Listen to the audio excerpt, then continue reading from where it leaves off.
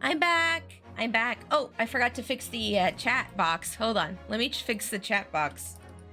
Let me fix the chat box real quick here. I'm just fixing the chat real quick. Give me a sec to fix it. Welcome back. Thank you for the welcome back. I'm so sorry we couldn't get Dark Moon working, guys. I thought for sure it would be fine, but nope. Not today. Maybe I'll figure something out. I don't know. But let's see here. Hold on. Let me fix up this the chat bubbles real quick here. Position size. Where is it? Timing. There it is. Timing. Yeah. Okay. Got it. Okay, I fixed that up. Okay, and then let's see here. Let me It's not your fault. I know it's not my fault, but I feel bad because I really wanted to play that game with you guys for Halloween. Let's see here. Monocle. I need my monocle and my law book for this game. I need my monocle and my law book for this game. There we go. Okay. And then let's get the law book. Law books. They are going to be very large. Yep, see, large. And also, welcome back. Thank you guys for the welcome backs. I appreciate that. Thank you. Thank you. Okay, let's see here. Emulator software can be scuffed at times. Yeah, and I even set it down to 30 FPS and it's still like and stuff, you know? Ugh. But anywho, that's fine. I like a great Ace Attorney Chronicles, so it's good enough. It's good enough for now. I like these games, so at least we have this to play. Okay, so yeah, where were we last time on this? Oh, that's right. We started to catch this guy in his lies. That's right. We started catching this guy in his lies last time, and we were like, hey, why were you peeping in the dressing room in the first place and all that fun stuff. So let's get going on that. Oh, what voice did I do for this guy? Oh yeah, I remember now. I asked the Englishwoman for an interview, but she declined, so I left the hut without making a fuss. Then, watching secretly from outside, I saw the woman being stabbed and the other witnesses come running. The detective realized that the victim still had a pulse, so he ran off to help. He ran off to fetch help. That's when this writer man here asked the woman a very significant question. But he didn't say anything about that in his testimony, which is why many memoism demands I reveal it now. Streaming emulation can be hit or miss at times. Remember the first playthrough of Sunshine? Bro, my first playthrough of Sunshine was like so scuffy. It was so scuffy. I can't believe I even allowed myself to play through some of that. And I feel bad because I don't know if I'm going to continue my current playthrough of Sunshine because honestly the game is just, it frustrates me too much. You mean to say the victim? The victim regained consciousness? And when she said you decided to ask her a question? That's, true, yes. He did, and that's not all. The woman gave him a very definite answer. An answer that incriminates the accused. Of course she would try to incriminate her. Of course she would. This is preposterous. Why am I only hearing about this now? Why didn't you mention this before, you yokel hack? It wasn't even a conversation! Yes, I did pose the withering English rose a question. I don't deny it. But she could no longer speak. She was barely conscious even. Oh, so for the defense, I expect a thorough cross-examination to be conducted here.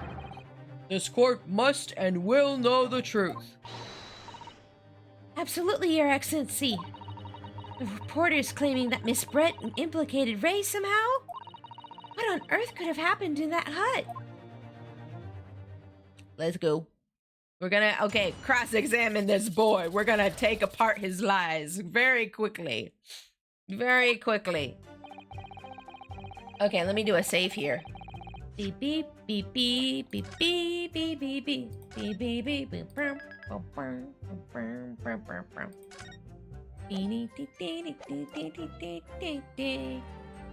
Okay, I asked the English woman for an interview, but she declined and left the hut without making a fuss. Yeah, sure, bet. Hold it. You asked her for an interview, you say? Well, of course I did. I wanted to ask her about the incident she was involved in at the end of last year. About the case in which Dr. H. Wilson lost his life? That's not the way I phrased it. Many memoism calls for straight talking. Why did you murder Dr. Wilson is how I put it to her. Yes, that sort of talking is as straight as a ruler. Ask every question as if you're asking for a menu in a restaurant, I say. It's the best way. A veteran at the paper taught me that. And how did Miss Brett answer? With one simple phrase. Mystery is a woman's charm. Woo, that told me. So I waltzed right out of there. Really? Something about that doesn't quite seem to fit together. Leave every room as if you're waltzing into a dance hall, I say. It's the best way.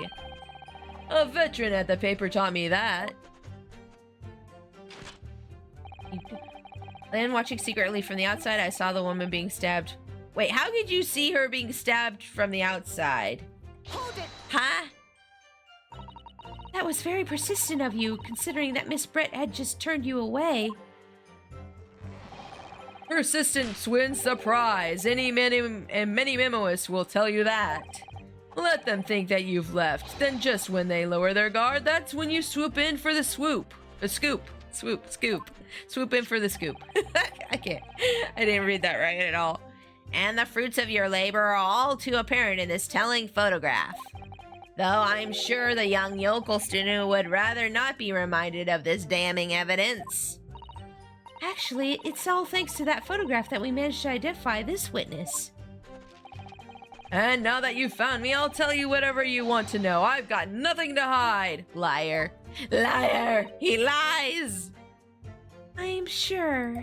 I'm sure too. Please do go ahead, witness. The court is eager to hear what you have to say. Hey, souls, welcome into stream. How are you doing today? Welcome, welcome. We're playing some more Great Ace Attorney Chronicles today because Dark Moon failed miserably. The emulator did not want to run properly, so we're playing this instead. But I'm happy to play some more Great Ace Attorney, as always. Try to stop me, there's a story to tell here, and I'm going to tell it. But I hope you're doing well, souls. You're doing well? Okay, that's good to hear. Yay! Let's see here. Let's press you on that next one here. And Soseki-san remained behind in the hut? That's right, yep. Our author friend here was a blabbering wreck, shaking all over from his head to his toes, mustache twitching, eyes bulging. What do you expect? You don't know the terrifying troubles that had taunted me while traveling abroad. Back behind baleful bars, they're coming for me, surely. That's all I could think. I felt as though I were gasping for air, drowning in a sea of cold sweat. Poor Soseki-san, his experiences in London have scarred him deeply. As the world seemed to be closed in around me, I quietly recited a prayer to Amida Buddha. Eternal emptiness, empty eternity. The end is coming for me, surely. No sutras are to resound in my courtroom, please. And now, we come to the crucial part. That's when it happened. That's when the writer asked a significant question. What was the question? What question? What exactly did he say? Well, now you should hear that from the horse's mouth, I think. Don't you, Mr. Writer Man? Arg! Out with it, you yokel hack! What did you say to her? What did you say to the dying English woman? Well, in truth, I'd been catching crabs at the water's edge and building castles in the sand, you see. Well, the seaside is a place to be at leisure, I suppose, even for a grown man. But then all of a sudden, from the little beach hut, a young girl's panic-stricken cries for help pierced the air. Ray! I ran up to the beach to see what was happening, to find the defendant leaning over the collapsed victim.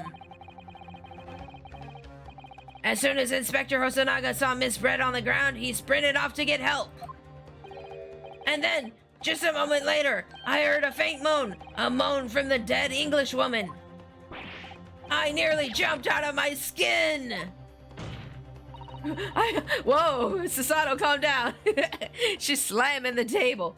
But what did you ask her, Soseki-san? I asked her, who did this to you? Huh? Don't retract any longer. How did the woman respond? She didn't. She said nothing in response. But, Wait, so she said nothing? I am Susato, enjoy a defense attorney. Yeah, I enjoy Susato as a defense attorney as well, Souls. When in the stand, you will answer the questions asked of you unambiguously. Now, without evasion or reticence, I demand that you amend your testimony. I will! Sorry, my phone went off. I thought I had it on silent. I'm so sorry. I asked her who did this to you, but she never replied. Yeah. Hold it. So you tried to find out who the culprit was.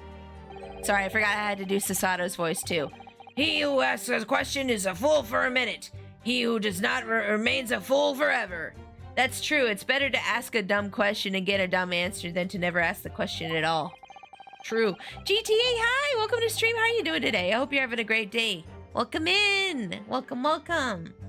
Oh, you know what? I should update the Discord to show what we're actually playing today. Hold up. I should update that on Discord real quick. Now that I think about it. Let me real quick, guys.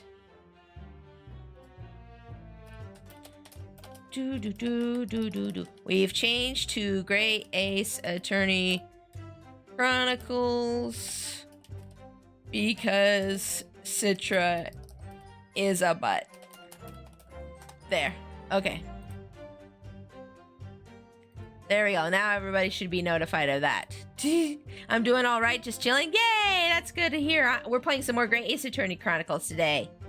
And having been labeled a criminal twice during my time in Great Britain, I was quick to make up my mind. Better to be a fool for a minute than remain a fool in prison forever. However, you've indicated that the victim failed to respond. Is that correct? I know why. I know why the English woman said nothing. She was ignoring me because of my stupid mustache, because I'm Japanese. Oh dear, Soseki-san really has developed a dislike for the English, it seems. Wait, what voice was I doing for you? Oh yeah. Having read the report on his time in Great Britain, I can't say I'm surprised at his xenophobia. What is Citra? It's a 3DS emulator. Yeah, Yeah, that's what we were trying to... that's what I was trying to play Dark Moon on. And, yeah, it went... Yeah. See, I would have bought the one for Switch, but it's only 13 hours of gameplay for $60, and that just doesn't seem worth it to me. But I don't know, after dealing with the emulator, I'm starting to wonder if maybe it is worth dealing with. I'm starting to wonder maybe I should, I don't know, pick it up for the Switch or something. I don't know, maybe I'll take a look at my budget and see if I can, because I already bought... Okay, so I bought the ticket for the Vala's place I wanted to go to, and then I had to also buy tickets for a movie my friends wanted to go to with me, and then I also had to buy a game, another game that I'm doing a collab on later this month. So I'm not sure if I have money in my budget for Dark Moon or not, but I'll take a look at it later and see if I can afford it. I don't know. The game is way overpriced. I mean, yeah, like they don't even add any new content to Dark Moon. It's just better graphics. That's all it is for the HD like Dark Moon on the Switch. And that's like, oh man, I thought, oh well, I'll just play it on Citra, but no, Citra didn't want to work with it either. So here we are. But that's okay. Great Ace Attorney Chronicles is fun, and I was looking forward to playing some more of this soon, anyways. So, But the English woman didn't ignore you at all, did she, Mr. Ryder Man? Well, yes, all right. She did respond in a manner of speaking, I suppose. why you lie? She just lifted a trembling finger and pointed in the direction of the defendant. Hold it! Oh, she did she? Miss Brett pointed a finger at the defendant? So Seki-san, is that really true? It's not easy to stand here and say this, but when we first entered the beach hut,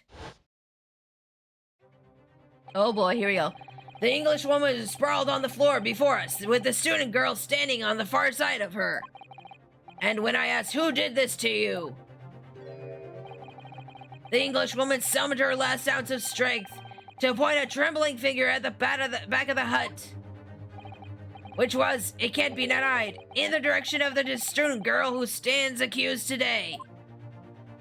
But she was facing the other way when she was dead. No! So, Seki-san, what on earth did you neglect to mention this in your original testimony? But, fiddlesticks, I say! This is not a British court of law. You will respond in Japanese. Yes, of course, the English woman did point her finger towards the back of the hut, but I was trembling and she was trembling and everything was a blur. And thinking about it, I feel as though perhaps she was pointing in a slightly different direction. Oh, here we go. Yeah, she could have been pointing at the writer guy. I hope it was him. Actually, no, not slightly, in a very different direction to where the student girl was standing. Ah, there you go. Here we go. To somewhere at the back of the hut where nobody was standing at all. Except the writer guy who was peeping, right? You mean that your memory of events and the direction in which the victim was pointing are both unclear? Yes, that's it, unclear. And I'm very, very unclear. Uh-oh. Your Excellency, surely this proves the matter beyond all reasonable doubt. Yes, the woman may barely have been conscious, and yes, perhaps her finger wavered slightly, but there can be no doubt that this was an attempt by the victim to confirm the identity of her assailant. Why? Because as the court can see, there was no one other than the accused in the direction the victim was pointing. Lies! Lies! Lies! It is now abundantly clear that no one besides the accused could possibly have committed this crime. No. I'm inclined to agree. No, you're wrong. Stop it. And in the absence of any credible argument to the contrary, I believe we can now conclude this trial. No. Hey, no. You said that. No. Shh, no. No! The headline's writing itself. Dashing lawyer hopes dashed. 92 points across the whole page. We'll do an extra edition. This is a serious blow, Sasato.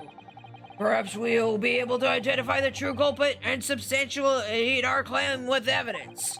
The judge will give his ruling and the trial will be over. But that's impossible, Father! We don't even know how the crime was committed yet! Impossible though the task may seem, we have no choice. We must think back over everything we've learnt thus far. Somewhere in all these details, I'm confident we'll find the clue we need. Ray gave us her account of how events unfolded in the defendant's antechamber before the trial resumed. She told us what happened at the precise moment Miss Brett was killed. That's right. She said she just fell over, right? The English woman was sitting at the back of the hut listening to what I was saying, and then a moment later, she suddenly got to her feet before collapsing on the floor in front of me with a knife in her back. How could Miss Brett have been stabbed in the back in the beach hut that was emptied but for herself and Ray? Somewhere amid all the information we've gathered so far, there must be an answer to that question. I take it then that the defense has nothing further to add? So, the gallant uncle student's luck finally runs out. I can't say I'm surprised. In that case, I am ready to deliver my final verdict on this matter. This is a crucial turning point now. If I can't establish what really happened, it's over. Where was the real culprit hiding? And how did he or she stab the victim? Oh, do I know how? I don't think I do know how, but I'm gonna say I know how because we gotta continue this somehow. Okay. Boop, boop, boop, boop, boop. I know how. I know how. Objection! Oh ho ho.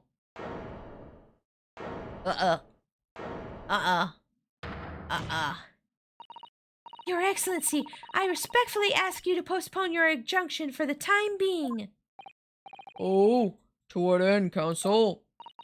The defense would like to present the court with an alternative theory. An alternative theory that can explain who the victim was actually trying to implicate with her dying gesture. Objection! Oh, what do you have to object? An alternative theory? Ha! None exists. Objection!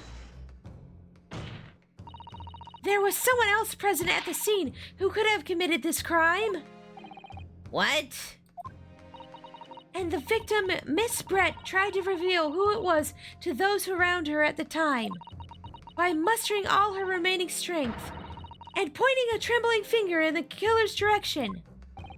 This is fiction, fantasy. Very well, as you seem sure of yourself, counsel, I am prepared to hear your alternative theory. I want to hear the alternative theory too. Be right back. I gotta make dinner. Okay, go get your dinners. Go get your dinners made. I hope it turns out well. So, young Ryotaro Naruto, Yes, Your Excellency. you will present your latest theory to the court by means of this plan. At the moment the victim was stabbed, where exactly are you proposing the culprit was concealed? Oh. Oh boy. Hold on. Can I look at the court record, please? I want to look at where this picture was taken from. The picture that was taken at the back of the hut. Do we have... Wait, we have that picture, right? This is from the corner. It's gotta be from the corner. It's gotta be from this corner over here. That's my guess. That's my guess. I'm gonna do a save here, though. I'm guessing it's from that corner. Because that's where the camera angle looks like it's from.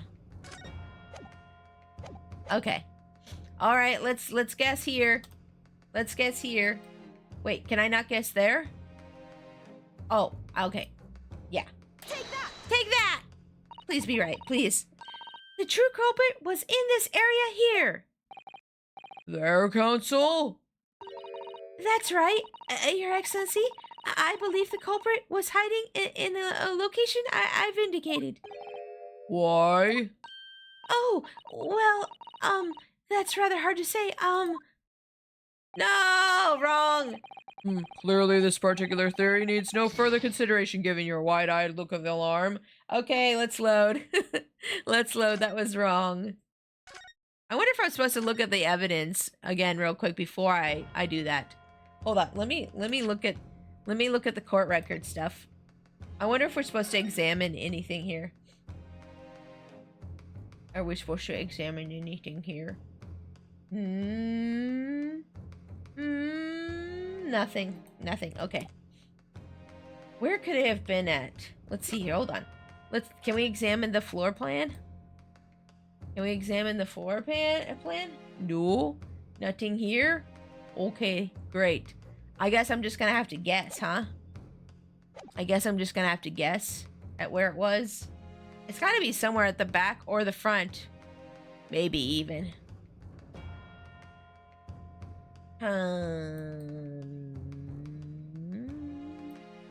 Let's I don't know, let's try.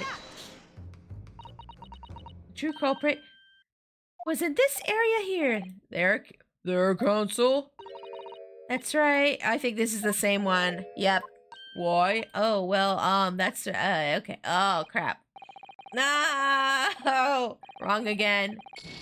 What? Wrong again. Wrong again. Maybe you're examining the wrong picture. Maybe. You're right. Maybe you're right. Hold on. Let me load. Let me load. Loading. Okay. Wait, why would I be examining the wrong picture, though? Because, I mean, he'd have to be concealed here when he took this picture, right? I mean, I don't see where, like... I don't see anything in here where it could show him being concealed anywhere. Unless he was literally right at the front of the place. There's nowhere else he could hide here. I mean, I thought maybe behind the big old dress. Like, this looks like it's in the corner of the whole thing. This looks like it's in the corner of the whole thing. I'll try for the entrance, though. Let's see if I can maybe try for the entrance and see if that works. We'll see. Take that. Nope. Nope. That was wrong, too. Dang. Okay, let's think. Okay, let's think. Yeah, let's load. Okay, okay, that's fine. Go, let's load. Let's load, okay. Think. Think.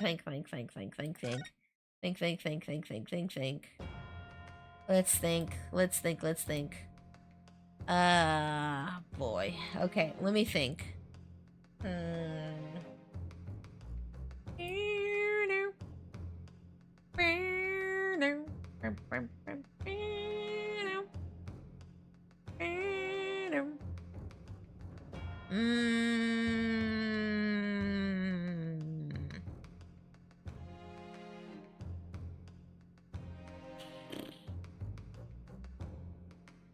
Wait, no, he wouldn't be in the hut. He'd be outside the hut in this corner.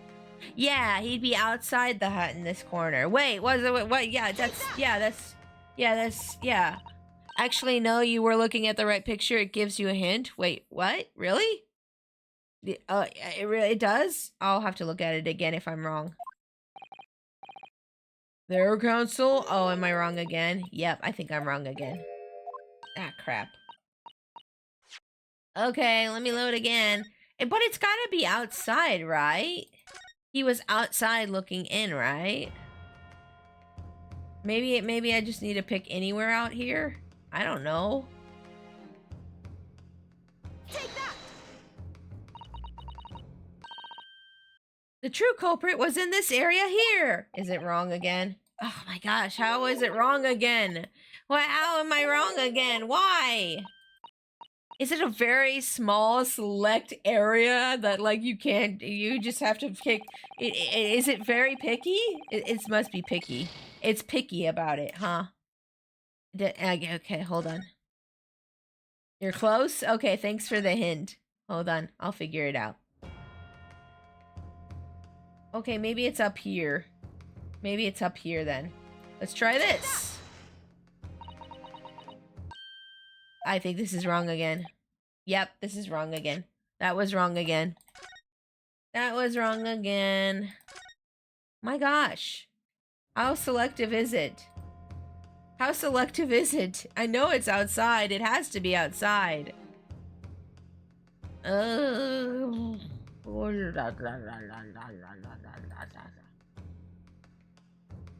Okay, hold on. Let's look at the picture again. Hold up. Let's see.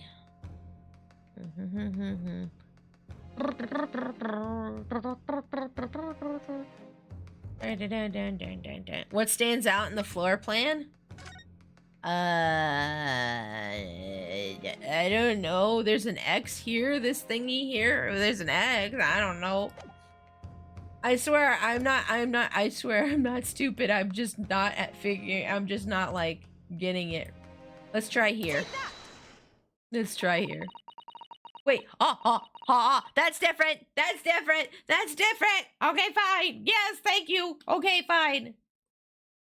Naruhodo-san would never give up, and I'm a Naruhodo now. And she might be a Naruhodo in the future. Ha. The true culprit who fatally stabbed Miss Brett was concealed in this location here. Are you mad, Council? You're suggesting the culprit was outside the hut. There we go. What? Oh boy. Oh boy. Here we go. Order, order, order! By student lawyer Naruhodo-san Esquire. That makes no sense. You've just pointed out the exact spot where I was hiding to get my scoop snap. Oh, really now? You don't say. Really now? You were hiding there? Oh, But I didn't see any suspicious individuals loitering about, I can swear to that. Except yourself, right? Obviously, if the culprit had been outside the hut, there is no way that he or she could have stabbed a victim who was inside the hut. Actually, Prosecutor Ouchie, there is a way. Actually, she actually'd him. Huh? And in point of fact, the defense can provide evidence strongly suggesting that it is precisely the way Miss Brett was killed. You're bluffing. You're bluffing, you yokel. The defense's assertion is clearly too fantastical for the court to comprehend. You will need to give us more guidance, counsel. What piece of evidence corroborates your theory that the victim was stabbed from the outside of the hut? Oh. This one, right? This picture, right? The one where it's his little peeping hole. I'm pretty sure that's the one. Okay. I'm pretty sure it's that picture. Let's go with this picture here. Take that! Take that! Well, I've presented it now. But I haven't the first idea why I chose this piece of evidence. Oh, that was wrong. That was probably wrong. Maybe it's the other picture then. It must be the other picture then. It must be the other picture then. Because you guys kept saying stuff about the other picture and I really didn't get why the other picture was important. But maybe they'll explain it now. Maybe they'll explain it to me now. I couldn't figure it out. I'm back with pork chops and rice. Nummy! That sounds like a good dinner, Cam. And welcome back. Welcome back. The original photographic print of the crime scene? Yes, it's clearly visible in this print. Oh, yay, that was right. Yay! The trace of the fatal thrust that was delivered from outside the beach hut. Oh. Do you take us for fools? There's no hint of any such thing. I'm not sure that everyone present would agree. Someone, at least, appears to have noticed that what it is that I'm referring to. Uh-huh, why you over there sweating, boy? Huh? Why you over there sweating? What was that about, huh? Counsel, once again, I must call on you to be explicit for the court. Where on this photograph is the trace of the stabbing which you claim took place from outside the hut? Oh. Uh-oh. Where? Oh, crap. Well, we pointed at behind the stool, so maybe I should point at the stool there? Is it the stool? Is it the stool? I don't. Take that! Was that good? Oh, the music stopped. Oh, okay. Maybe now they'll explain to me what I'm supposed to be noticing here, but I haven't noticed. Look closely, just here. Uh-huh. Wait, that wasn't there before. Hold up. That wasn't there before. That was not there before. Was it? Wait, it was there. How did I not notice that? Is this tiny little slit in the back of the thing at the very back? How did I not notice that? Ah, I feel so dumb. Why? Mother. Okay. Okay, it's fine. It's fine. In the screen of the back of the hut, you can see the effects of a blade having been forced through the reeds. No, I can't. I can't see any such thing. Ouchies me right now. It's true that the hut in question had 4 walls, as you would expect. However, by the parting of the reeds, a knife blade could easily penetrate them. This is extraordinary. Yes. The true culprit actually stabbed the victim from outside the beach hut. And of everyone present at the scene, there is only one person who could have done that. Only one person who was directly outside the hut when Miss Brett was killed. Well, hi! Welcome in, Tasu! Hello, welcome to stream! How are you doing today? We're playing some more Great Ace Attorney Chronicles. Welcome. Right in Many Memo-san! It could have only been you! J'accuse! We're unraveling this guy's testimony and we're gonna find him guilty. He's the real culprit. Doing good. I was paying bills, so I'm late. Oh, that's okay. Paying bills is very important. But I'm glad I could catch you. Yeah, I'm glad you were able to make it in. Huh? No! That's right. Wait, what? This preposterous idea leaves me almost speechless. Just look at the photograph again. The victim lies almost exactly in the center of the beach hut, does she not? Are we to assume, as part of this farcical scenario, that the assailant was a knife thrower? Objection! Yes. Why not? Anyone can throw a knife. He looks like he plays baseball. He looks more like he plays baseball than he's a reporter. Kinda, yeah, actually, Tasu. I agree with that. No, of course not. We're not? If you recall the testimony of the defendant about the events just before the victim's death. Inside the beach hut, I confronted Miss Brett. But she just sat on a stool at the back of the hut, smiling sweetly at me as if she knew she was untouchable. Oh, that's right. She was just sitting on that stool. That's right. I remember now. Ray said that, huh? Yep, so she was sitting back there anyways. It would be very easy to stab her when she's sitting there. A stool? Yep, a stool. Having another look at the photograph. Oh, have another look at the photograph. The slit in the reed screen. Yeah, I see it. I see it now. I see it now that it's actually put up in my face. Would align perfectly with the back of a person who was sitting on that stool.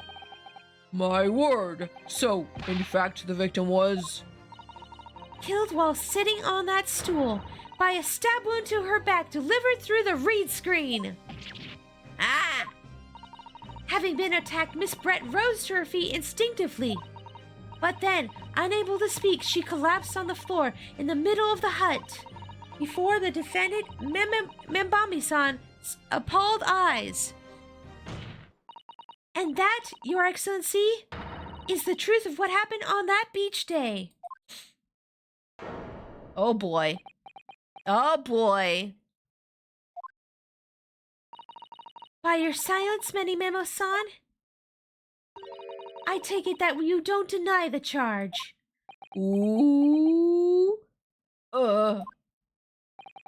This is absurd.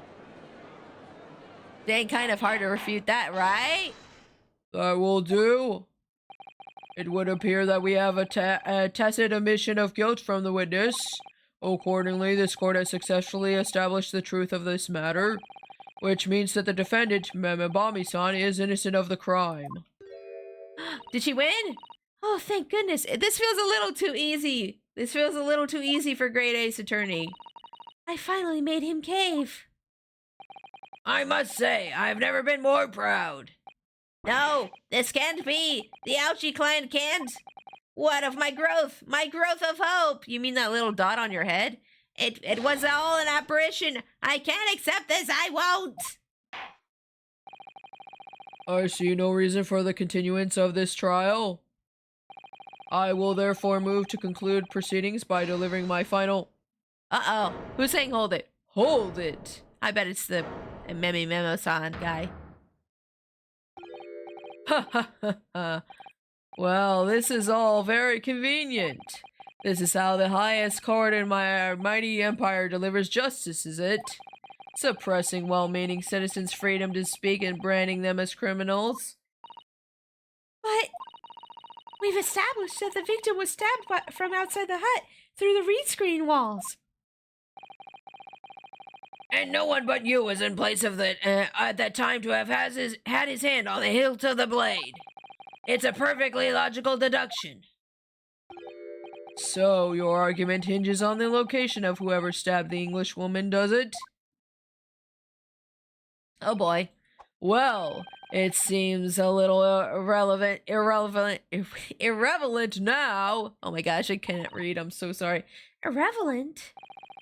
Where she was stabbed, how she was stabbed. It doesn't matter. I mean, whether she was stabbed at all makes no difference if you think about it. What? What?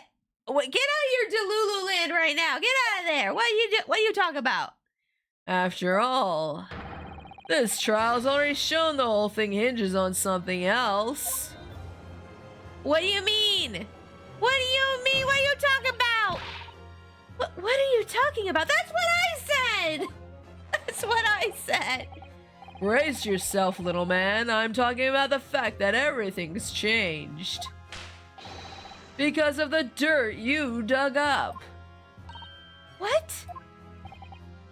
Enough obscurity. Explain yourself, witness. Yeah, explain yourself. What's to explain? I'm talking about the poison, of course.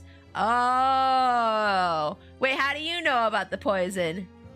I know how he knows about the poison, guys, but how do you know about the poison? The poison? Let's ask the professor for a comment on the situation, shall we? I understand that a deadly poison you were developing was stolen from your laboratory, correct? Yeah, he was doing reporting on it, and he heard about the poison, and he wrote about it. So he knew about the poison, which makes him even more sussy, if you ask me, because he would be the one to administer it. And it's been shown that this poison was administered to the victim, Miss Bread, is that right? That is correct. The unusual constriction of the victim's pupils are a sure sign of this particular poison was used. I see. So, presumably that means that the victim already had the poison in her body before she was stabbed. Ah! Given that her pupils were clearly constricted, it seems highly likely, yes. So he's gonna say, it doesn't matter if I did stab her because she was already dying from the poison. If she had been dead already, the poison could not have circulated in her blood.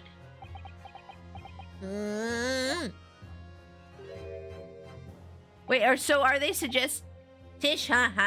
Are they trying to suggest that the poison was in her blood after she was stabbed or before? Because it had to be before, right? Ah, how refreshing to hear the argument of a metropolitan mind. Precisely, it matters not a jot who stabbed whom in whose back and with whose blade. I mean, it's still assault, even if he wasn't the one who poisoned her.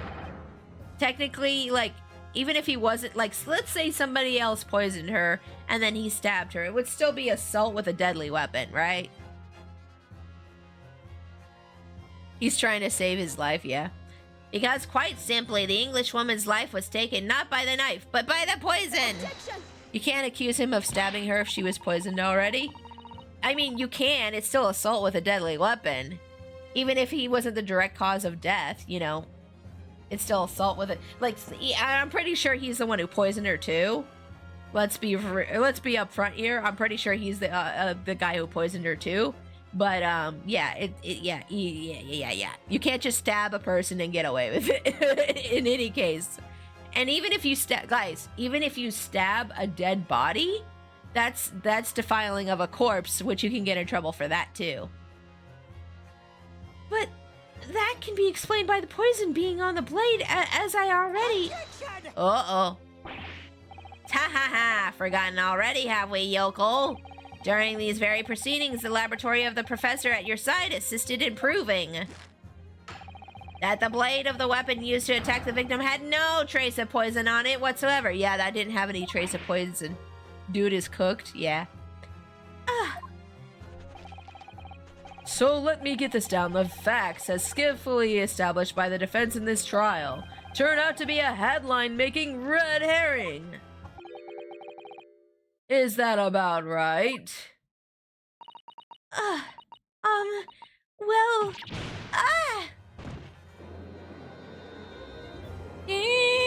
He's going to try to get himself off on plausible denial. I hate this guy. Yeah, true. Order, order, order! But where does this leave us? How, in that case, did the poison enter the victim's body? The drink, the wine glass, the wine bottle that was on the floor. I've been screaming it since last time. There's an undeniably obvious answer to that. The lady most likely imbibed it. you mean she drank it?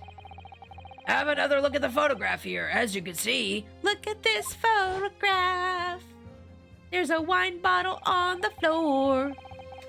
a bottle of the carbonated water and glass has been knocked onto the sandy floor of the beach hut. Oh, it's carbonated water. Oh, I see. The poison could have been slipped into either. Huh? Somebody's made Miss Brett drink it? Well, what do you know? Look at those dashing eyes. This will make a great front page shot. Hey, why the bewitching stare? After all, I'm the last person you should be looking at. It would make no sense at all that I poisoned the woman, would it? I mean, that's been established already. Oh, you have a motive, I'm sure. Hold it. You're part of something bigger. This whole thing's part of something bigger. Established? What are you talking about? Don't tell me you've already forgotten. That's a little hard to believe, given that the person who established it was you. Me? What on earth does he mean?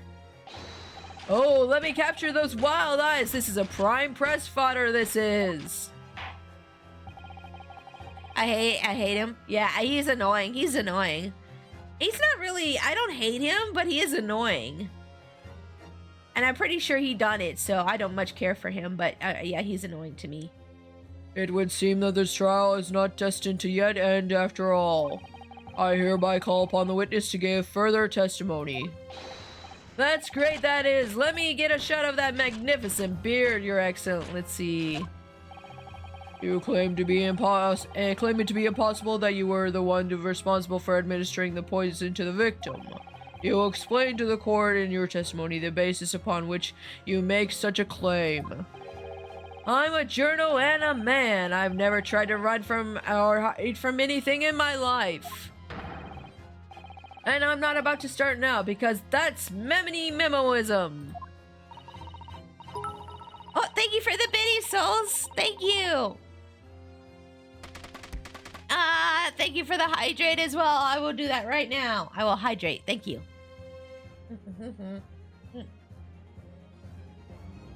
Water's good. Water is good. I'm also gonna put some chapstick on because my puckers be dry. My puckers be dry. There we go. Perfectly hydrated. Yay! Okay. For a brief moment, I thought I'd illuminate the truth, but it slipped right back into obscurity again.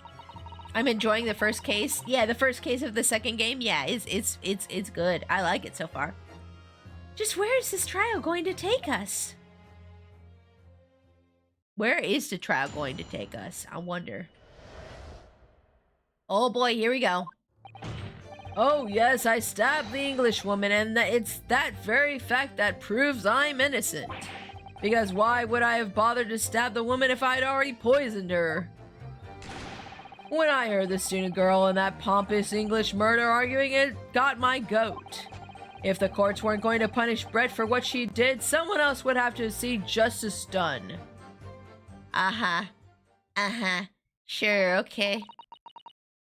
So, you admit it then, that everything happened as I described. That you are Oh, I'm sorry, wrong voice. That you are the one who stabbed Miss Brett in the back through the reed screen. You can blame this miserable country of ours. Huh? A country that bows to the pressure of foreign powers and lets murderers walk free. What kind of future can a country like that have? That's why I did it. I did what our pathetic leaders didn't have the guts to do. Slap bang in the middle of the charming lady's back, I plunged the blade of sweet justice right in there. Oh boy.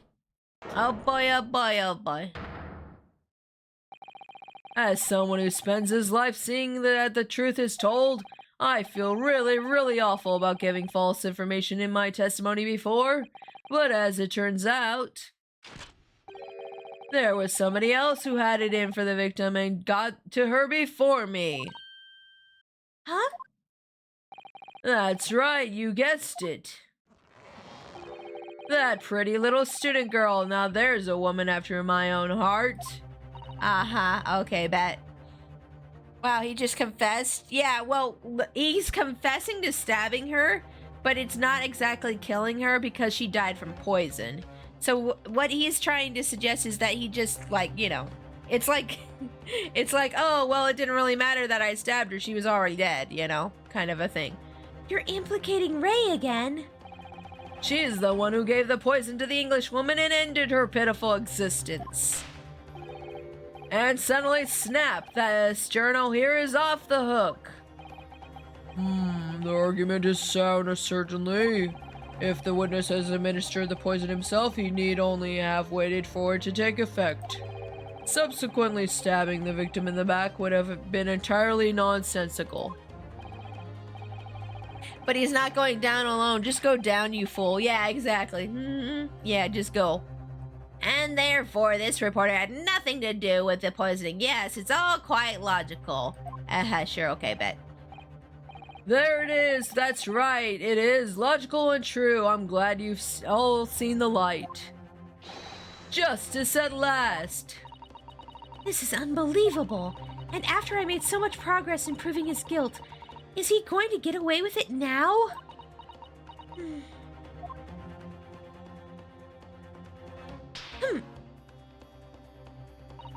Think of Kazuma-sama and Naruhodo-san. They never stopped looking for a way forward until the judge's final gavel. Yeah. Think about Kazuma. No, she said Kazuma. She said Kazuma. Why would you do this to me again, Gabe? Okay. Very well then, counsel. Proceed with what I assume to be your final cross-examination in this trial.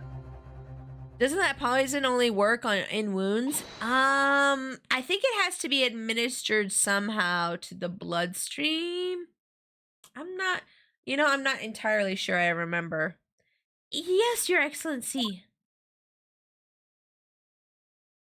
I don't remember for certain. But the guy, well, Sasato's dad said that she could have drank it and still gotten poisoned from it. So maybe it works that way too. And he would know because he's the one developing it. So, you know, yeah. Okay, let's cross-examine this boy. I'm gonna do a save real quick.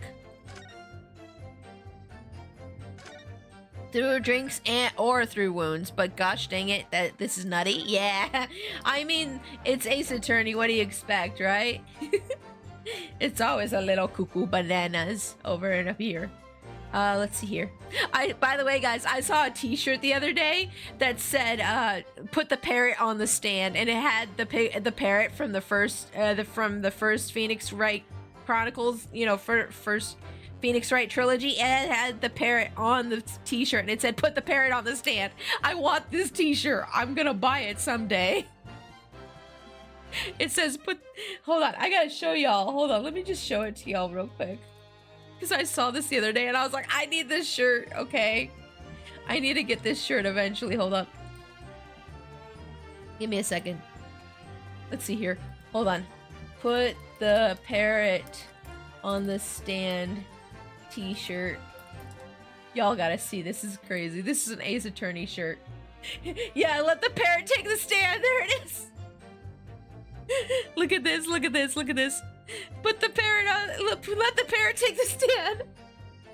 I need this shirt. I need it. I need it so badly. Oh, excuse me. Okay, there we go. Glorious. I know. I know. Oh yes, I stabbed the English woman, and it's that very fact that proves I'm innocent. Not second game, first game. Was it the first game from the Phoenix Wright trilogy? I think it was the first game. Yeah, that's what I thought it was too. Let's see here. Ace Attorney is full of ridiculous, silly moments because it was a plot point in the second game that the victim in this case could drink the poison wine without being poisoned due to the case's victim having a wound in his mouth. Oh. Yeah, okay. Got it. My brain didn't want to work with me with that last paragraph. It's okay. No worries. I got what you're saying. Yeah, no worries. Okay, let's, oh wait, no. Go back space. Why did I, hold on. Go back to the first. Okay, let's press you on everything. Hold it! So, you admit that you had murderous intentions towards Miss Brett then? Huh, that woman's very existence offended my sense of justice. Your sense of... He's claiming some sort of righteous indignation? She was pure evil, a cold-blooded killer who committed murder right here on our Empire's soil. So you admit you had motive. Okay, that makes my job easier. But did our good-for-nothing... Oh, thank you so much for the follow, Darius. Welcome to the Trash Panda Army. Thank you.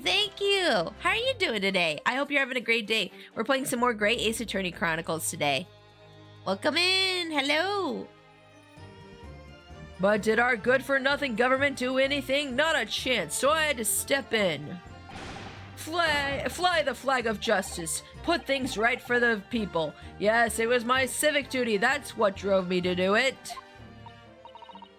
Ooh, you had hot dog, fries, and baked beans sauce? Ooh, that sounds yummy. Except for the baked beans. I'm not a fan of baked beans, but the hot dog and fries sounds really good to me. So in summary, murderous intentions then. Whatever you want to call it, the point is... that English woman was a blight, so I had to do what was right for society. Yeah, okay. Yet a real wrong was done by the student girl in the dock, a crime for which she must pay. It's still wrong to stab a person even if it doesn't result in their death. Obviously, because of the poisoning, because the poisoning was nothing to do with me at all.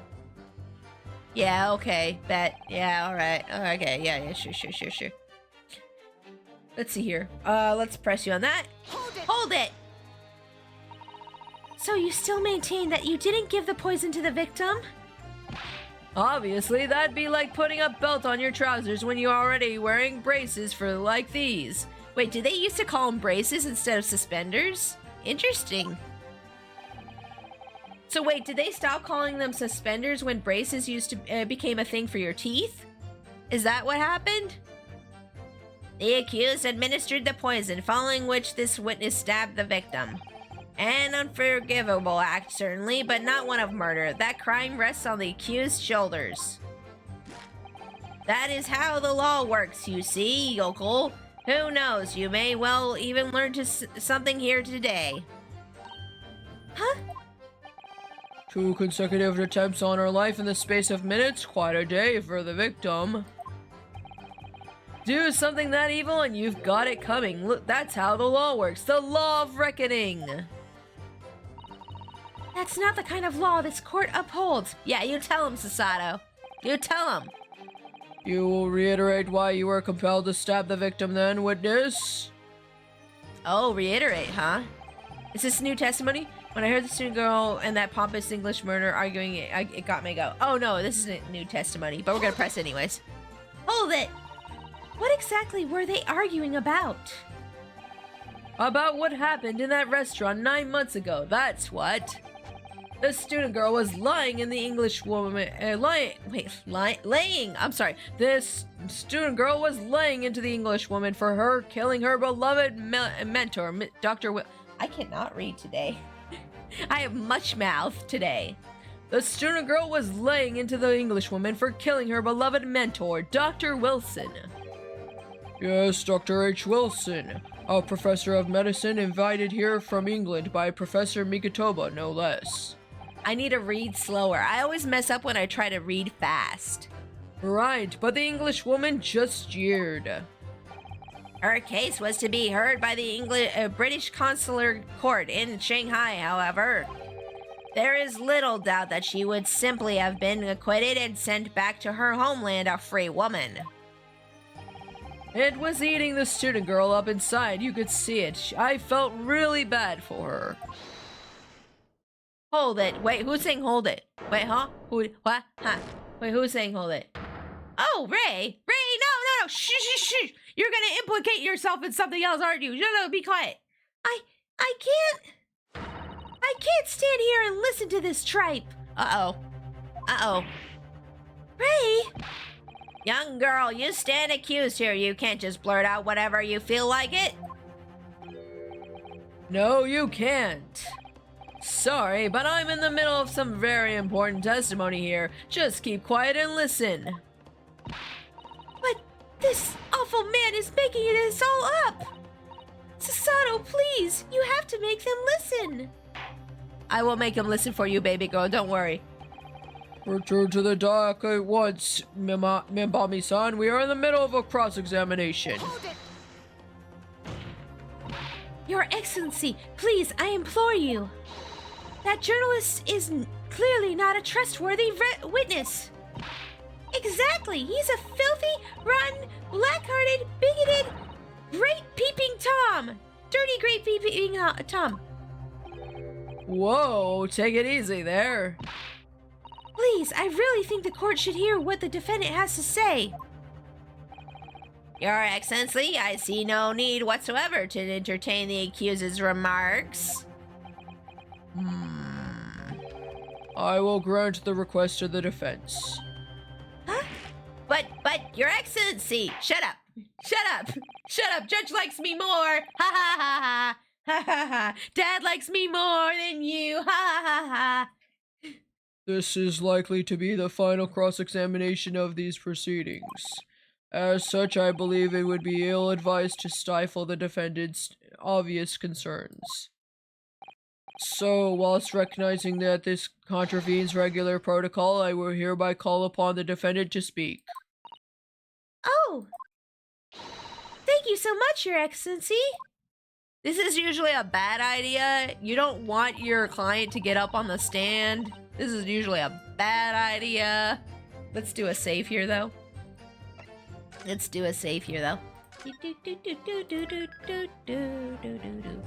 Oop. Okay. It was nothing to do with Dr. Wilson. We were discussing the stolen poison. Okay, let's question you on that. Hold it. The stolen poison that killed the victim, you mean?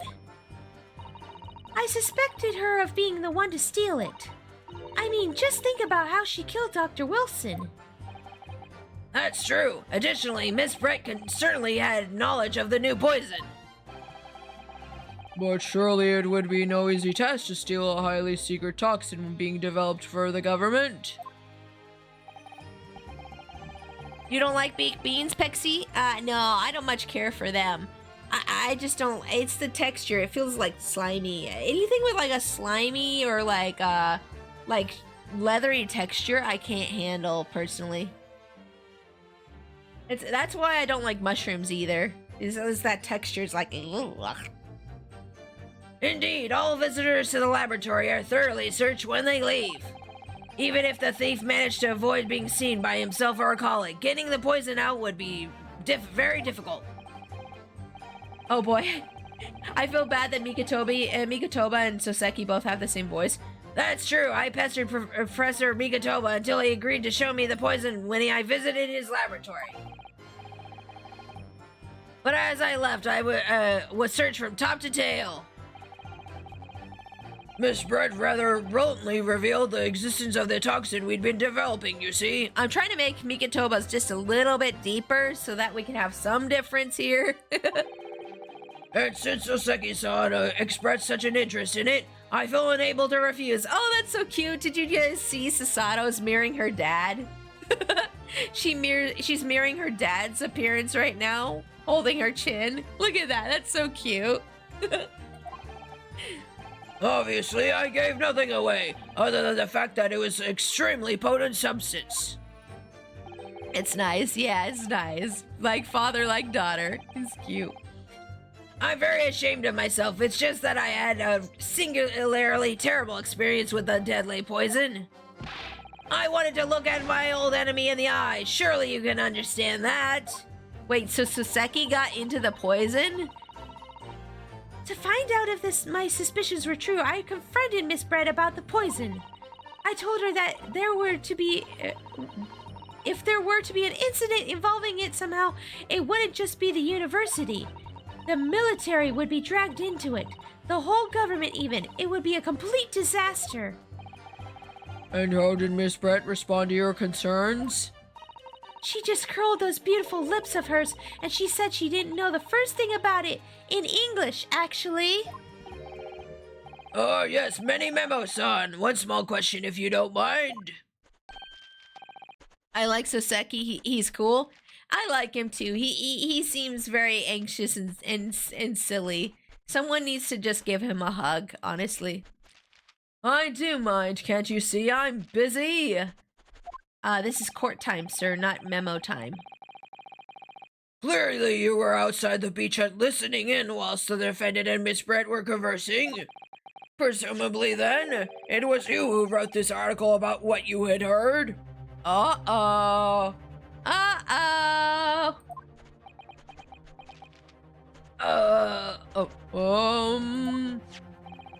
Exclusive. Deadly poison stolen from Yume Medical Research Laboratory.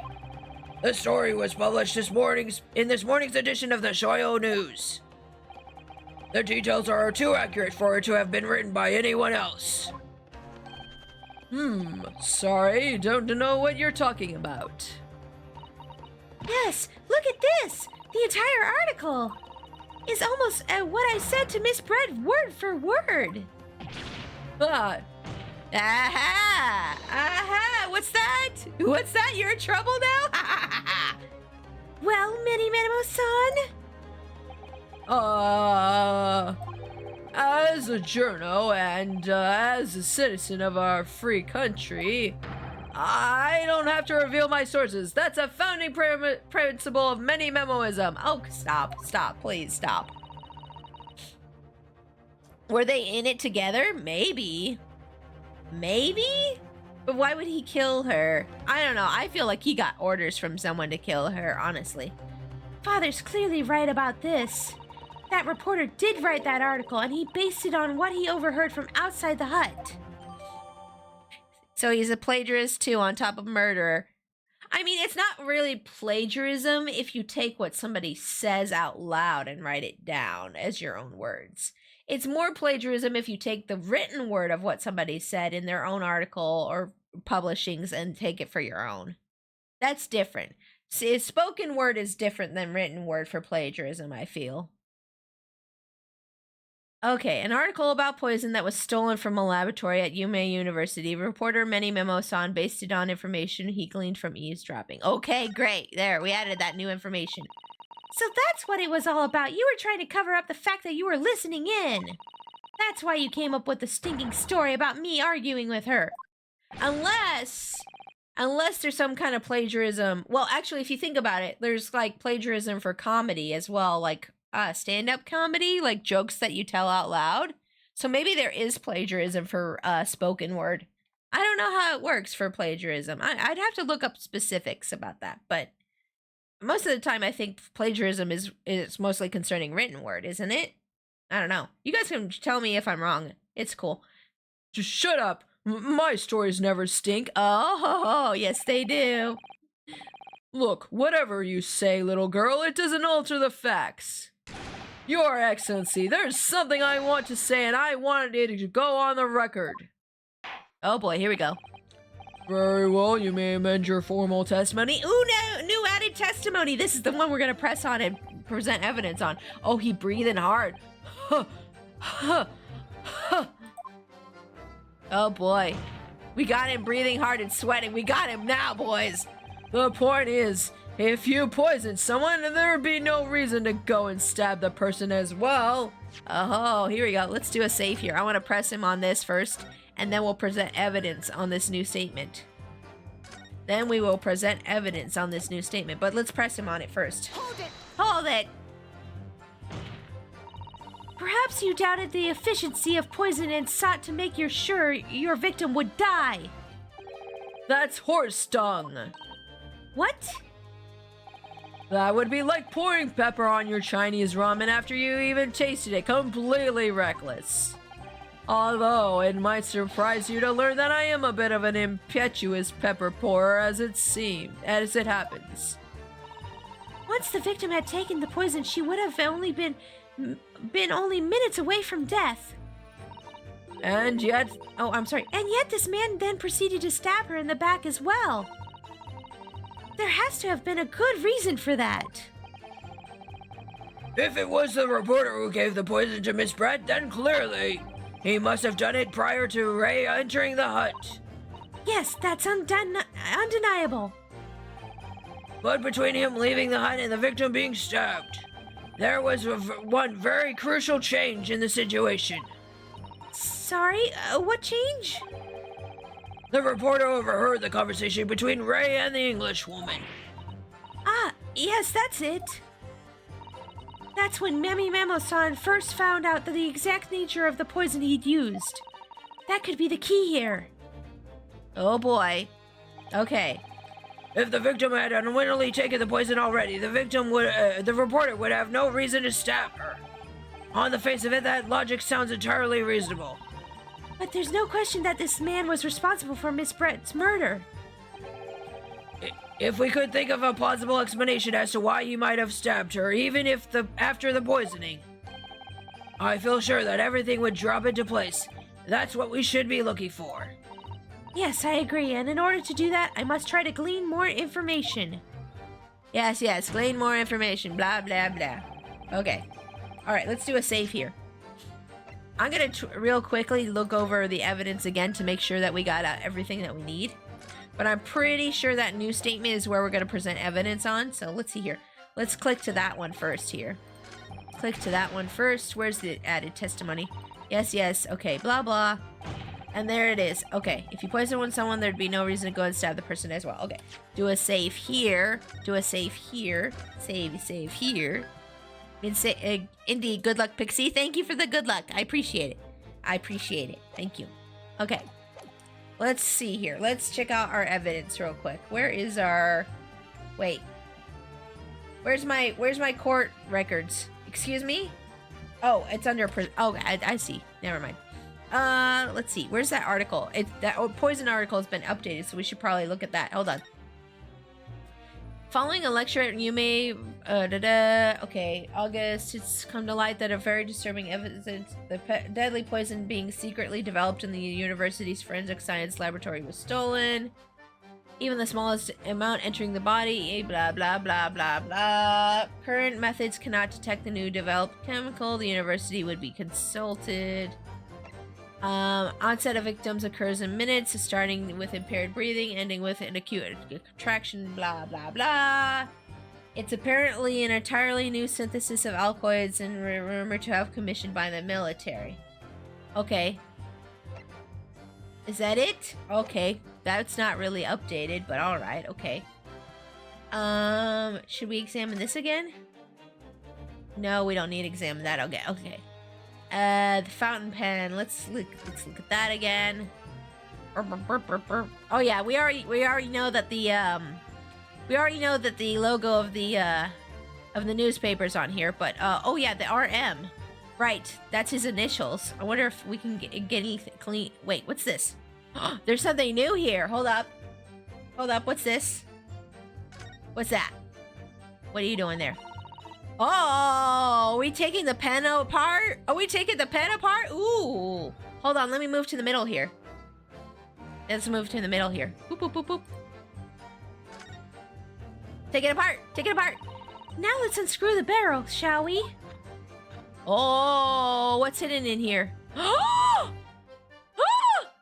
There's a little hidden vial area. There's a little area you could hide poison poison in. There's a little area you could hide poison in. Oh my god. Ooh, secret poison pen. Ooh. Secret poison pen, guys. Secret poison pen. This must be the little reservoir that holds the ink. Oh. Oh, that's for the ink. But it could also be used for poison. For poison. It could also be used for poison, right? Yes, you fill it by drawing ink from a bottle up through the nib. Is something wrong, Father? Just that there doesn't actually appear to be any ink in there, that's all. Oh, yes, you're right. It's pretty much empty. Well, it could be on the verge of running out, I suppose.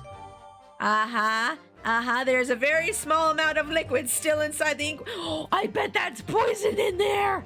Oh my gosh, I hope we can get that analyzed for poison. Yes! Oh,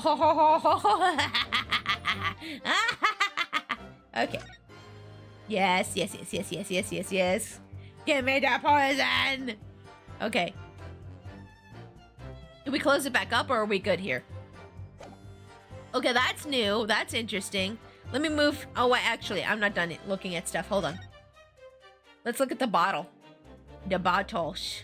Yes. Okay, so we examined the, this. Can we examine the lid or anything else in here? Nope. Okay, the bottle has been examined. Okay, great. Special indicator solution for new poison. It's been created. What about the knife? Let's look at the knife again real quick. Hold up. Is there anything on the knife that's new? We examined the blood. What about the handle? Anything new with the handle? New? Okay, no, not that. Okay, that's fine. Okay, get out of that. Anything here new? Anything new here? Nothing. Okay, great. Okay, so that's new. That's new evidence. Hold on. Let's think. Okay. Let me just let me make sure. I want to make sure I examine everything thoroughly. We do not want to leave anything unexamined before we present evidence, you know? Yeah, no? Okay, I think we got everything. Wait, oh, let's take a look at this one too. Looky. Stabby wound there. Okay, no, we're good. Okay. Boop. Okay. And then let me move back over here to the side here. Cha-cha, real smooth. Cha-cha, slide to the right. Oh, wait, no. Excuse me, wrong position. Okay, there we go. Okay. Wait, no, don't go back. Don't go back. I didn't say you could go back. Go forward. This right here. Okay, this is where we need to present evidence, and we already looked over stuff. Okay, so let's do a save now that we have that new evidence real quick here. Also, I'm gonna hydrate real quick.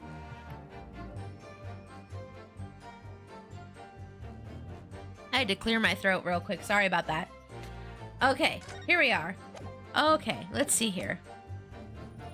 Present new evidence here. If you poison someone, there'd be no reason to go and stab the person as well. Okay, so I think we need to present the fountain pen here. Because we just got the fountain pen as new evidence. That's my guess, but I could be wrong. If I'm wrong, we'll just keep guessing. But yeah. I got a new game metaphor. Refantazio? What's Refantazio? I don't know what that is. Oh, the game is called Metaphor Refantazio. Oh, is that the new Persona game? Oh, that's neat. Or the new whatever Megami Tensei series games are. Yeah. The witness's statement is definitively contradicted by this. Oh no, was it wrong? It was wrong, wasn't it? Oh no. Oh no, it's wrong, I think. I think it's wrong. How well okay. Nope. Yep. Nope, that was wrong. I knew it. Music didn't stop either. If the music doesn't stop, we're wrong. Let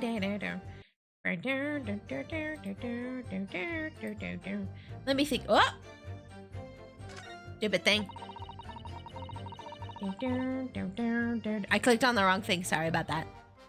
Let's see here. Okay, wait, why does it keep going backwards? I wanted to go forwards. Okay, there we go. Okay.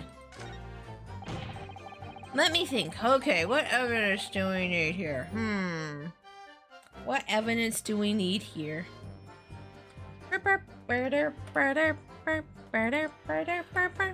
Let's see. Oh, wrong button. Okay. Evidence. Okay, we need something here. I'm back. What did I miss? Welcome back. You missed us finding out. Well, actually, I'm not sure what you missed. I don't know when you left. Well, but welcome back. Let's think here. I'm trying to figure out what piece of evidence we should point out here. The point is, if you poison someone, there'd be no reason to go and stab the person as well. Oh, think. I left about a minute ago to get seconds.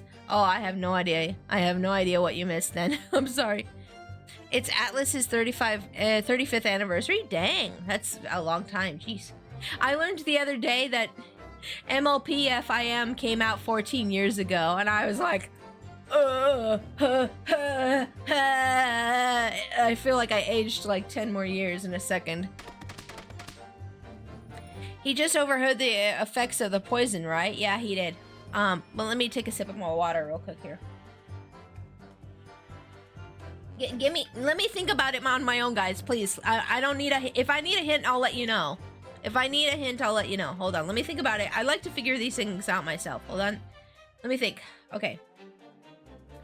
If you wanted to poison someone, there'd be no reason to go and stab them as well. Okay, let's think here. The newspaper. The debate become okay. I just aged 5 years from that news. I know, right? I know, right? Oh my god.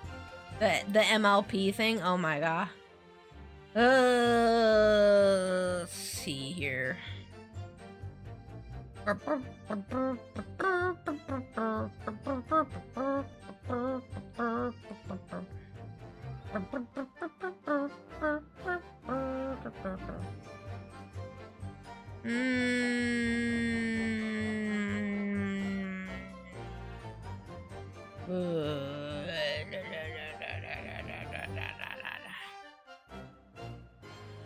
Oh wait, didn't we get the poison article updated? Hold on, let me look over the poison article again. I feel like I missed something here. Hold on. Following a lecture at Yume University, Soseki on the 11th, it's come to light that a very disturbing incident, a deadly poison being secretly developed at the university's forensics, was stolen. Even the smallest amount entering the body, either via mouth wound or poison-laced blade, would prove fatal. Even a wound from a poison-laced blade would prove fatal in minutes. Current methods cannot detect the newly developed chemical. The university would have to be consulted. Onset of his... I feel like this whole thing they're saying about the poison-laced blade, him reporting that, feels like he would... I don't know. To me, that... I feel like he would... Why would he write that and then poison her, stab her with a non-poison blade if he wanted to kill her, you know? I don't know. Maybe I'm wrong about this. Let me think. Oh, okay. Onset of victims. Blah, blah, blah, blah. Okay. Let's backspace out of that. I'm gonna try this article. I feel like there's something going on with this article. Since they updated this article, it should be something about this article.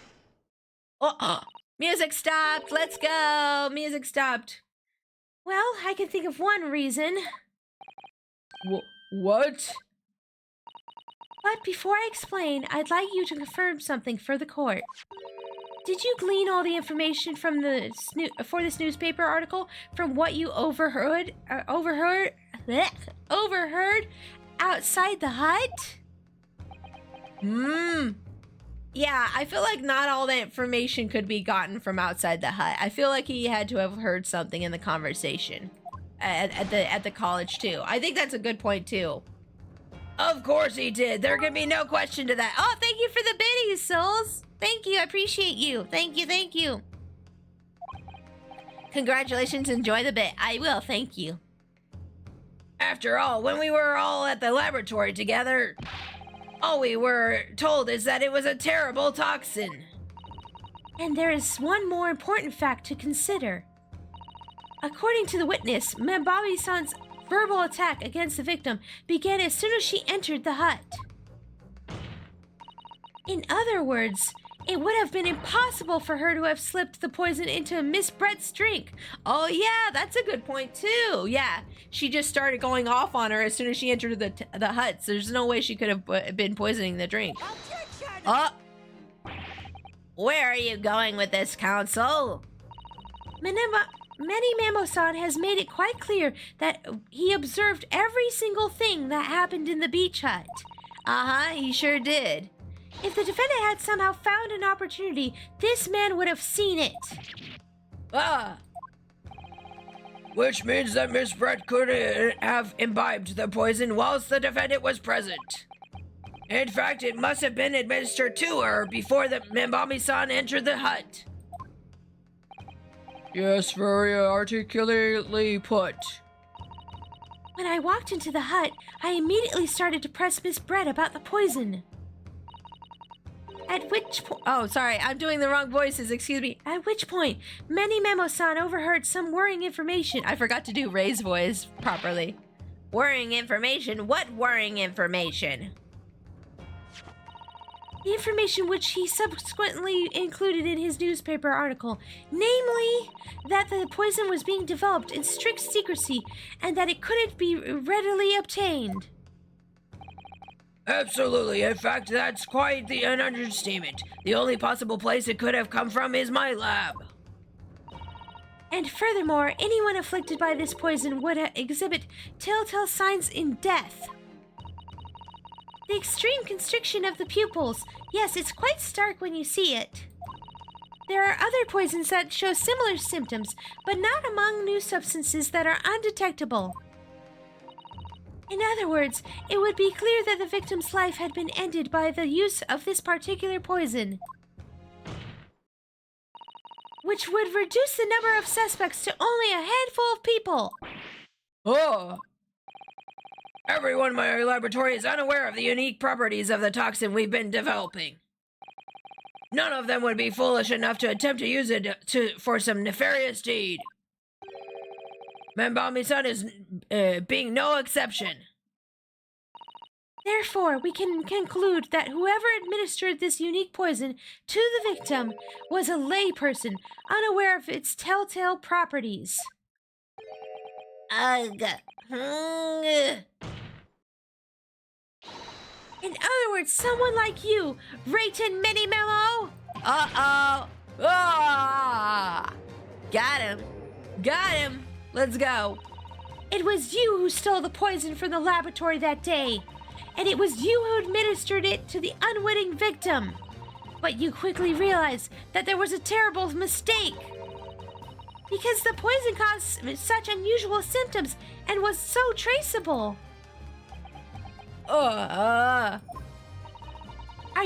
As you listened from the far side of the beach hut's thin walls, you learned these facts, but you'd already given the victim that poison at that point. It was too late, so you hatched a plan to disguise your mistake. A plan that involves stabbing the victim in the back through the reed screen. Uh-oh, what you got to say? But what good could that possibly do? Isn't that obvious, Counsel? The plan was to kill Miss Brett before the poison could take effect. Once in the blood, the poison causes the onset of pupil constriction. But he had hoped to precipitate the victim's death before that happened, hasn't he? Exactly. Because without any revealing signs of the new secret poison's use, no one would ever have suspected. This is extraordinary. Yes, the effects of the poison meant it would be too easily identified, so the killer had to mask its use. Which he attempted to do by plunging a knife into the middle of the victim's back. That's right. We got you now, boy. We got you now, boy. Ha ha ha ha. Order, order, order. The argument presented is sound. The court is satisfied that it warrants consideration. Does the prosecution have a counter-argument it wishes to put forward? Well, there are a number of, I mean, yes, I counter completely. Objection! What do you, yeah, let's go. The prosecution's evasive response clearly shows that in much the same way as he nurtures the remnants of his top knot, he is clinging to lost hope. Lost hope. That's right. Shave that thing off. Shave it all off. Wait, what? Wait, who's saying hold it? What? You? Oh, of course. What now, sir? Oh, he threw his hat on the floor. You pathetic, useless, fallen samurai! Fallen? What are you calling fallen? My burgeoning growth is... I don't need a counter-argument! What are you talking about? It should be blatantly obvious. I stole the poison, you say, gave it to the victim, you say, stabbed her, you say, lots of fine theories. But I don't need a counter-argument because you don't have an argument yourself. Where's your evidence? I bet we're gonna use the fountain pen now. We're gonna use the fountain pen now, right? Yeah. Wait, the going live notification said Paper Mario, your Twitter said Luigi's Mansion, you're apparently playing Ace Attorney. What's going on? I'm so confused. Yeah, okay, so first off, I forgot to update my stream info when I started stream. I was going to play Luigi's Mansion, but Citra didn't work, so now we're here at Ace Attorney Chronicles. I'm sorry, Jimbo. I am just all a mess today. I know. I'm sorry. I'm all a mess all over the place today. I'm doing my best. Okay? I know. I'm being very scuffy and dumb today. Anywho. Huh? Yes, you make it all sound so plausible, don't you? But without evidence, it means nothing. Whereas I base my news on facts. Facts? What do you mean? Explain yourself. How would you even play the original Luigi's Mansion 2? It's on 3DS. Citra, it's an emulator. It's an emulator. There are capture cards for 3DS, but they're expensive. No. Yeah, Citra. Yeah.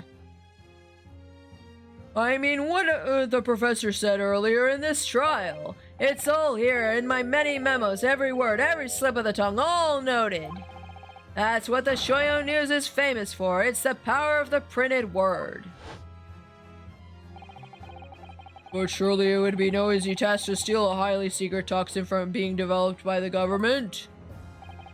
Indeed, all visitors to the laboratory are thoroughly searched when they leave. Even if a thief managed to avoid being seen by myself or a colleague, getting the poison out would be very difficult. He snuck it out through the fountain pen. That's how he got it out of there. How's that then? Blown the story wide open? Nope. I know you got it out through the fountain pen. See? I'm rotten many memo. Wait, Righton. Sorry, not rotten. Even though he is rotten. I write in many memo, a mere reporter from the Shoyo News. Couldn't possibly have stolen that poison from the professor's laboratory. No, come on. Remember the fountain pen? Come on. But there can't be any question of it. He must have stolen the poison that day. He stole it and used it to kill. And if that's the case, as you have identified, the poison itself is the definitive evidence we need. Because whoever stole it from the laboratory that day is the true culprit here. What's your point, you annoyingly handsome country bumpkin? Annoyingly handsome, you say? Well, thank you. My point is this. There is one way that you, Many Memo-san, could have stolen the poison that day. Huh? We got him now. We're almost there. I've heard enough verbal conjecture now, thank you. What the court must be shown is evidence. What proof do you have that this witness stole the poison on the day of question? It's a fountain pen. I'm gonna save anyways, but it's definitely the fountain pen. Definitely the fountain pen. Okay. Boop. Take that. The proof, Your Excellency, is this fountain pen. Huh. A fountain pen? How could that possibly be relevant? These magical pens somehow seem to have enough ink to write many thousands of kanji characters. I believe they arrived in our country for the first time some 15 years ago.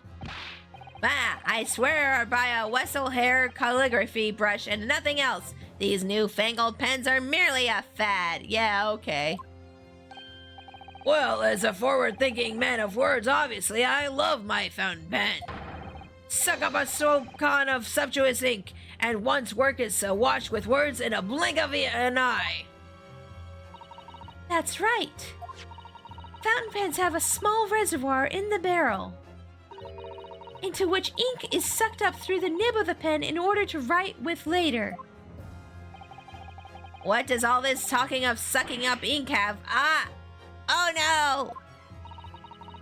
And just as it's possible to suck up ink into the reservoir, it's also possible to eject it through the nib again, of course. My word, can this really be? Oh, it really is, yes. Yes, it is. Well, Many Memo-san, when you saw the deadly poison before your eyes in the laboratory that day, you used your fountain pen and your lifeblood to steal some of it, didn't you? By siphoning the poison up through the nib and into the pen's reservoir. Ah! Got him. Got him. Now, wait, what, huh? Excuse me? More absurdity. That never happened. True, we've heard that there were procedures in place to prevent thefts like this from the laboratory. But would anyone have thought to look inside a fountain pen of all places? No, I'm a little ashamed to say that for fear of offending our guests, such a detailed search would have not been conducted. How very Japanese. We don't want to offend our guests. Let's not search them that thoroughly. Well, this is quite startling, I must say. I remind the court that this pen was found in the clutches of the victim when she died. In other words, it was dropped at the scene by Many Memo-san. So the crucial question is, when exactly was the pen dropped? Are you suggesting? The natural conclusion is that in your haste to act whilst the victim was distracted for a moment, you dropped the pen after you emptied the poison from it into her glass. Uh-oh. There could be any number of alternative explanations. For example, the witness could have been using his pen to write down details of his conversation with the victim. And when he's shocked by one of her outrageous answers, the victim the pen fell from his quavering hand. Objection! No, that can't be. If it was, how do you explain why the pen was devoid of ink? What? It was? Oh, crap. As you can see for yourself, if you examine the evidence, there would appear to be no ink in the reservoir. What newspaper reporter goes to an interview someone with nothing in his pen? Get him, Sasato. Yeah, that's what I'm saying. Get him, Sasato. Yeah. No, the pen was dropped after the poison that filled its reservoir had been emptied into the victim's glass. Oh, boy. Witness, what do you have to say in your defense?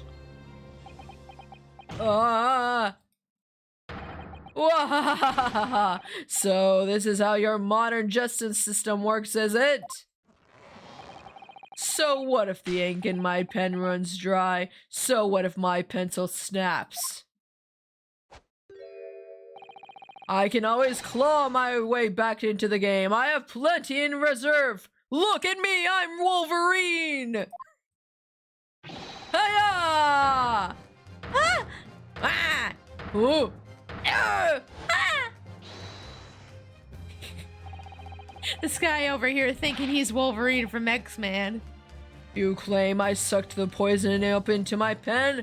That's wild speculation and nothing more. If you thought you could bring me down a fine I'm sorry, I can't read. If you thought you could bring down a fine upstanding citizen with a trick like that, think again! It looks as though it's going to take one final decisive blow to finish this matter. One more piece of evidence? Okay. As I see it, the situation is now very simple. It rests upon whether or not this witness did indeed steal the poison on the day in question, and therefore it all depends upon whether or not the defense can prove that he did with evidence. No such evidence could possibly exist.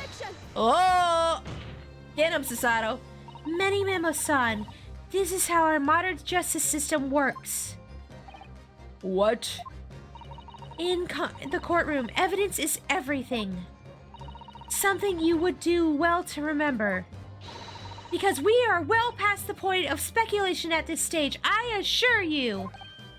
Get him, Sasato. Get him, girl. Get him, queen. Very well then, I call upon the defense to present the aforementioned evidence. This is it then. This will be the final piece in the puzzle. Let's go. The defense can prove by all means of this item that it was the witness's pen that was used to steal the poison. Oh boy. Okay, let me do a save here. Oh, we got him on the ropes. Just gotta hit him one more time. One more time. Let's see here. Special indicator solution for the new... Wait. Yes, this is an indicator. Yes, this is an indicator solution. I forgot this was an indicator solution. So if we use this on the pen, it'll prove that the poison was in there. So let's go. Take that! Take that! So what is this bottle? This bottle contains the unique chemical reagent that can identify the poison in question. Ah! Yes, that poison is an entirely new synthesis of alkaloids developed by my colleagues and I. It would be impossible to detect traces of it by any other method. Or, from another perspective, simply with this chemical reagent, anybody at all could check for traces of the poison. A reagent? What? One drop of the contents of this bottle on the tip of your fountain pen, Memo-san, is all it will take to solve this case beyond a reasonable doubt. No, you can't. I won't. Your crimes are bad enough, but at least know when to admit a defeat. Your Excellency? The defense requests permission to carry out the test on this fountain pen at once.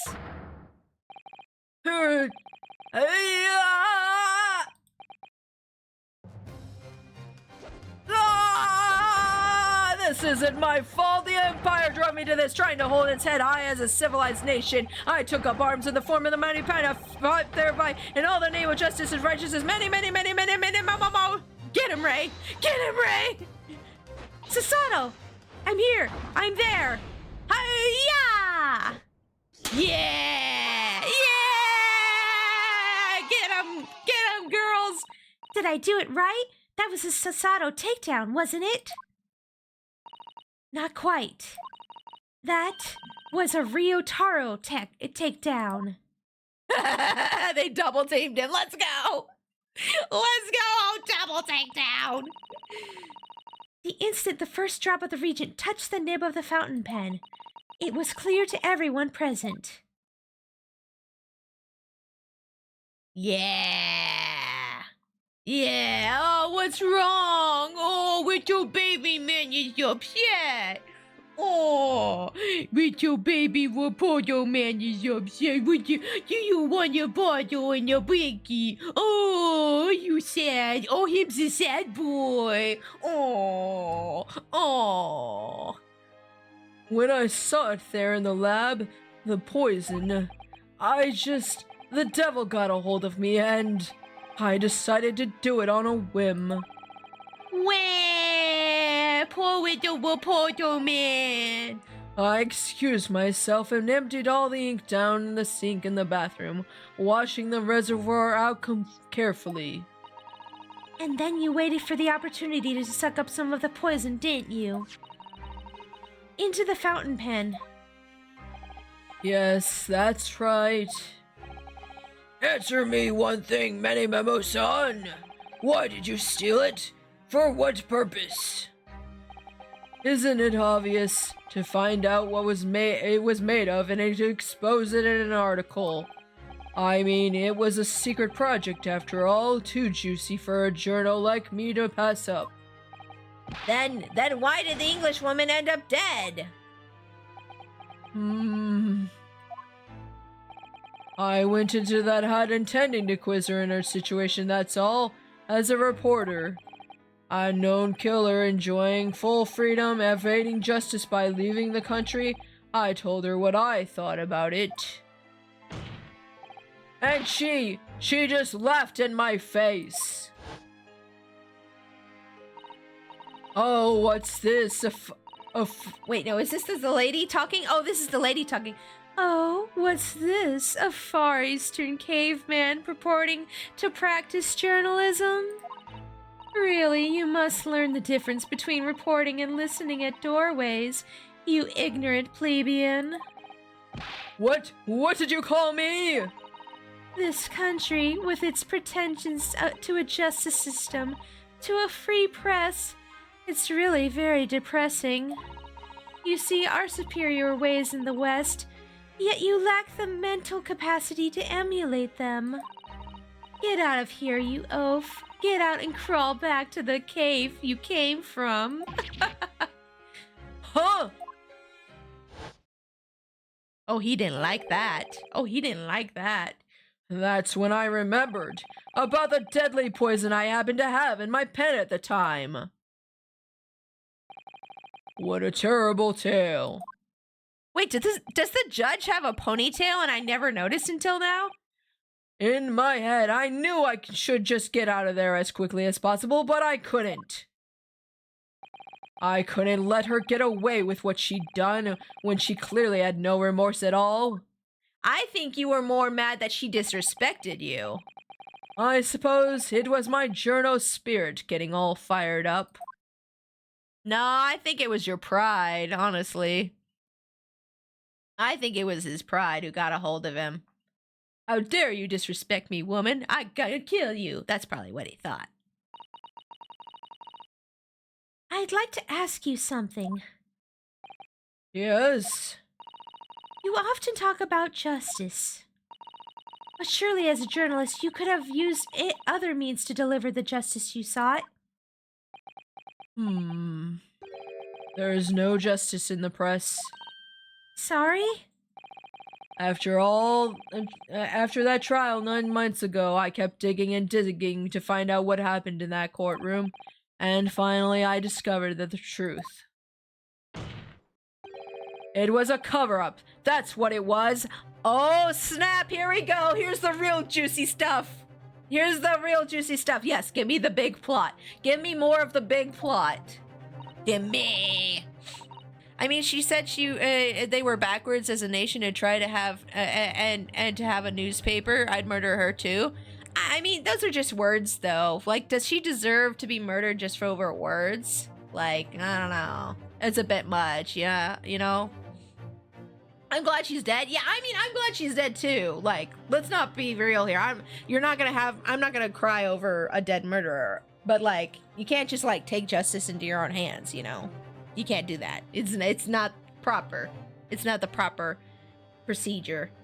Like I understand if Batman, if vigilantes existed in real life and they went around killing people, I would not be crying about it. But what they're doing is still wrong, and it can get out of hand. You know, like it's still against the law. You know, we gotta follow the law. It's just how it is. A cover-up? What do you mean? I would remind you of your position, witness. Be careful of what you say. Oh, come on. Doesn't it strike you as strange? We're suddenly not allowed to convict a foreign national. Conciliar jurisdiction should have never come into it. And yet that puffed-up English woman was going to sail away into the sunset, a free woman. The only possible explanation is that behind the scenes, some deal had gone down between Britain and Japan. I mean, that's very plausible. What sort of deal? I've done my research, dug up all the dirt. It was all ready to be published. Oh crap, so he has documents somewhere? We're gonna discover those later. I guarantee he's gonna get killed before he can say what he wants to say here in court, though. Someone is gonna snipe this man. We're gonna see. But you know what happened? The editor just tore the article up. He came under pressure from the government, you mean? If our government is going to let criminals walk free, if they're going to crush the free press, then what choice do I have but to see that justice is done myself? Let's not forget, Memo-san, that you committed murder yourself and you tried to lay the blame at the defendant's door. Yeah, not only did he commit murder, he tried to, get Ray committed for it and when she's innocent. You can't just drag an innocent person down. That's really bad. I'm sorry, but you're no better than Giselle Brett. True. That makes you no better. Mm-hmm. What? The truth is, you have no right to talk about justice at all. True. Preach. I suppose.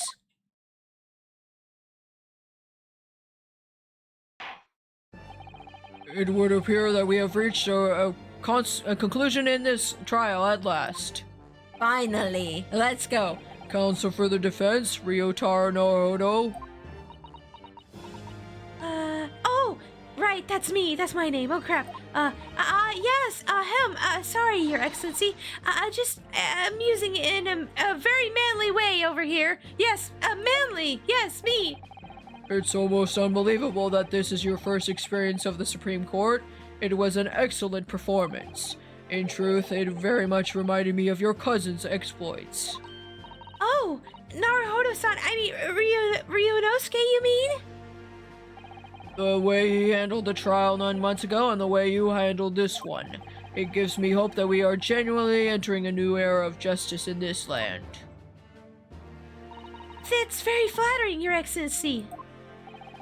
Hearing the defense you put forward today made me feel most keenly that the future of our justice system will be forged by you and your contemporaries. Thank you. You should take off the hat now and be like, hey, I'm a woman, dum-dums. Ha ha ha ha. So, Prosecutor Ouchie, do you have any final thoughts? Wait, what's that? What's that you got there? But Prosecutor Ouchie? Taketsu of the Ouchie clan have been bested by a callow youth not once now but twice. What's that box for? Why you got a knife? If there is any shred of my former self left, it has withered and died here today. Are you gonna do something that's not gonna be stream appropriate to yourself? Please don't do that. Gosh, your journey to cultural enlightenment sure took a while, didn't it? That's a seppuku box? Oh, crap! Silence! What are you doing? Hey, do I have to take the screen off? Rather than living on in shame, I will end it all now with this blade. No.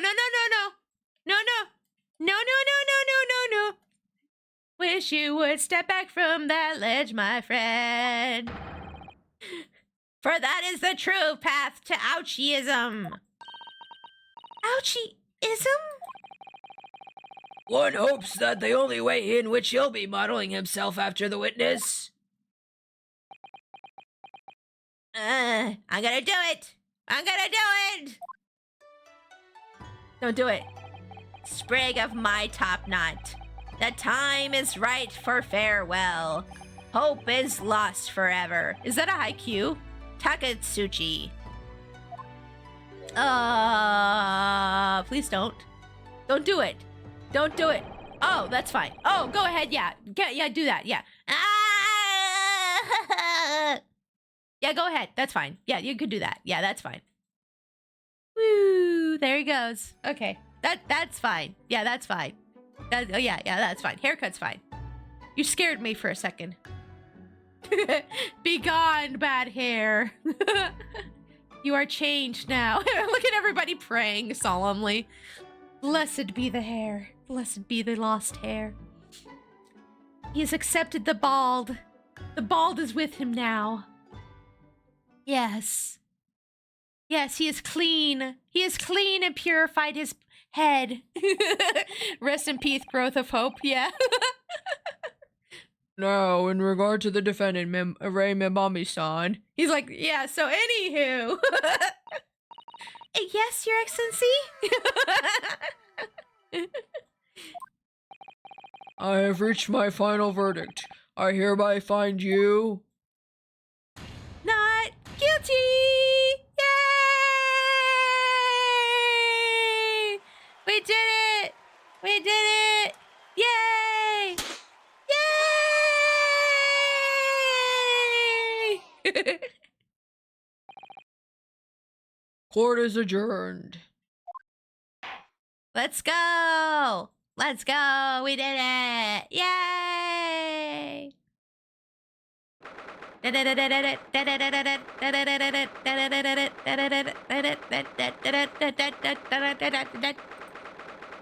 Okay. Is that enough, really?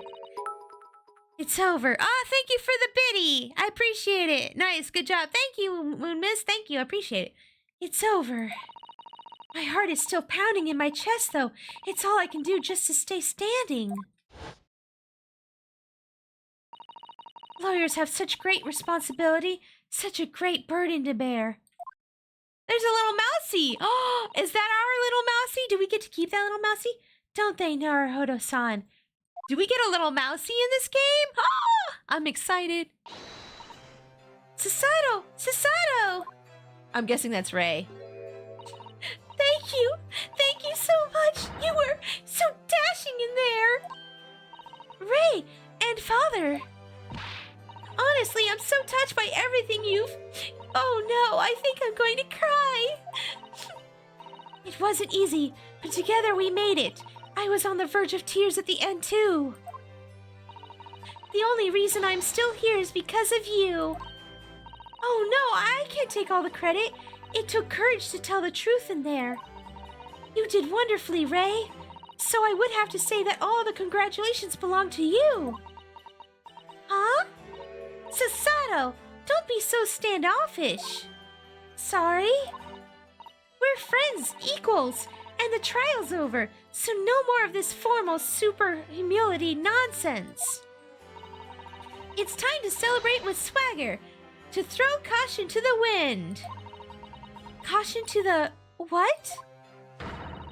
In the great defense lawyer Ryutaro Naruto, and I'm taking you out to a milk bar tomorrow. Or something. Right, I see. I'll, think about it, Ray.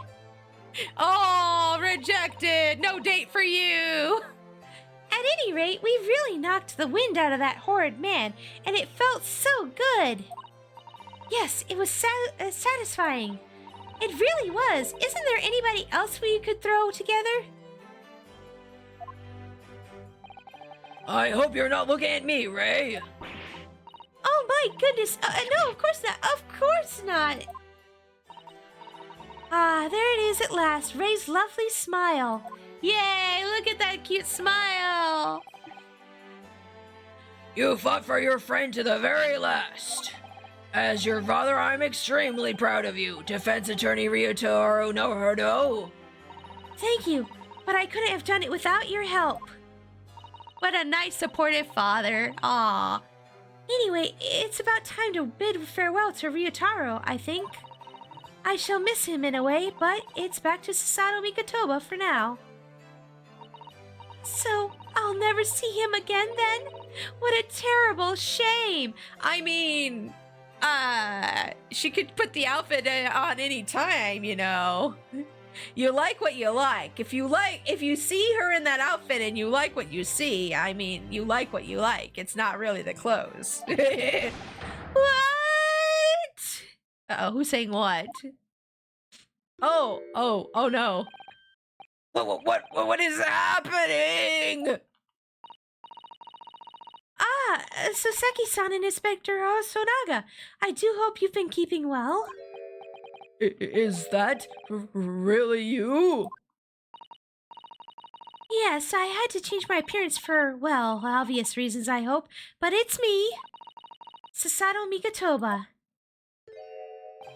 I don't. So Dashing, so divine. No! Doubly dashing, yes, and devilishly divine. Just look at you. I'm so confused. I had no idea, Mrs. Sato-san Esquires, that you were a locum student Naruhodo-san Esquire's cousin. Astonishingly astounding ace attorney. Yes, that's me. Thank you for the compliments. Yes, that's me. Poor Soseki-san, so confused. He's so confused by my manliness.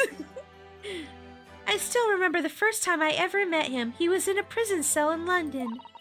What an extraordinary conundrum it was that the unwitting student from Japan found himself embroiled in. But after Naruhodo-san's skillfully defense at the Old Bailey, Soseki-san was free to return to Japan. Yes, we remember. Yes, we remember. And now he seems to have earned himself great fame as an author. Yay, good for him. I'm stunned. That is truly impressive. Truly an impressive disguise. Even I had no idea, and I'm Chief Inspector at the Police Bureau, who came up with Mr. Turtle, no less. Ah, yes. Yeah, I'm sure that took a lot of brain power to come up with Mr. Turtle, guys. I'm so sure. I'm so sure. I'll tie this turtle to my head. I'm not sure you should be admitting to that, Inspector. I agree. Amazing. You're a woman of many faces, I see. Oh, why is he looking at me like that? Stop. Just two, really. And this was a once-in-a-lifetime event, I hope. Oh, I'm not a patch on you, though, Inspector. I'm not a patch on you? What's that mean? Well, I'm a professional, of course. I don't remember what voice I was doing for Hosonaga. I feel bad. I can't remember. He's such a goober. I love him. I like him, too. He's a good boy. Hosanaga's a good boy. I do worry about Inspector Hosonaga sometimes. I really do. Yeah, I'm worried about why he's coughing up blood all the time. 9 months ago, when he appeared here at the Supreme Court to testify, he was undercover disguised as the head waiter of a restaurant. Then he went undercover as a sailorman. And then on the steamship of Great Britain, of course, disguised as a sailor to keep us safe on the journey. Oh, no, not Kazuma! Kazuma! Why you show me Kazuma again? Though it didn't help you, did it, Kazuma-sama? No! Stop! It hurts. From my perspective, I have to admit that I have mixed feelings about all this. I mean, now that the truth has been lost forever. What do you mean?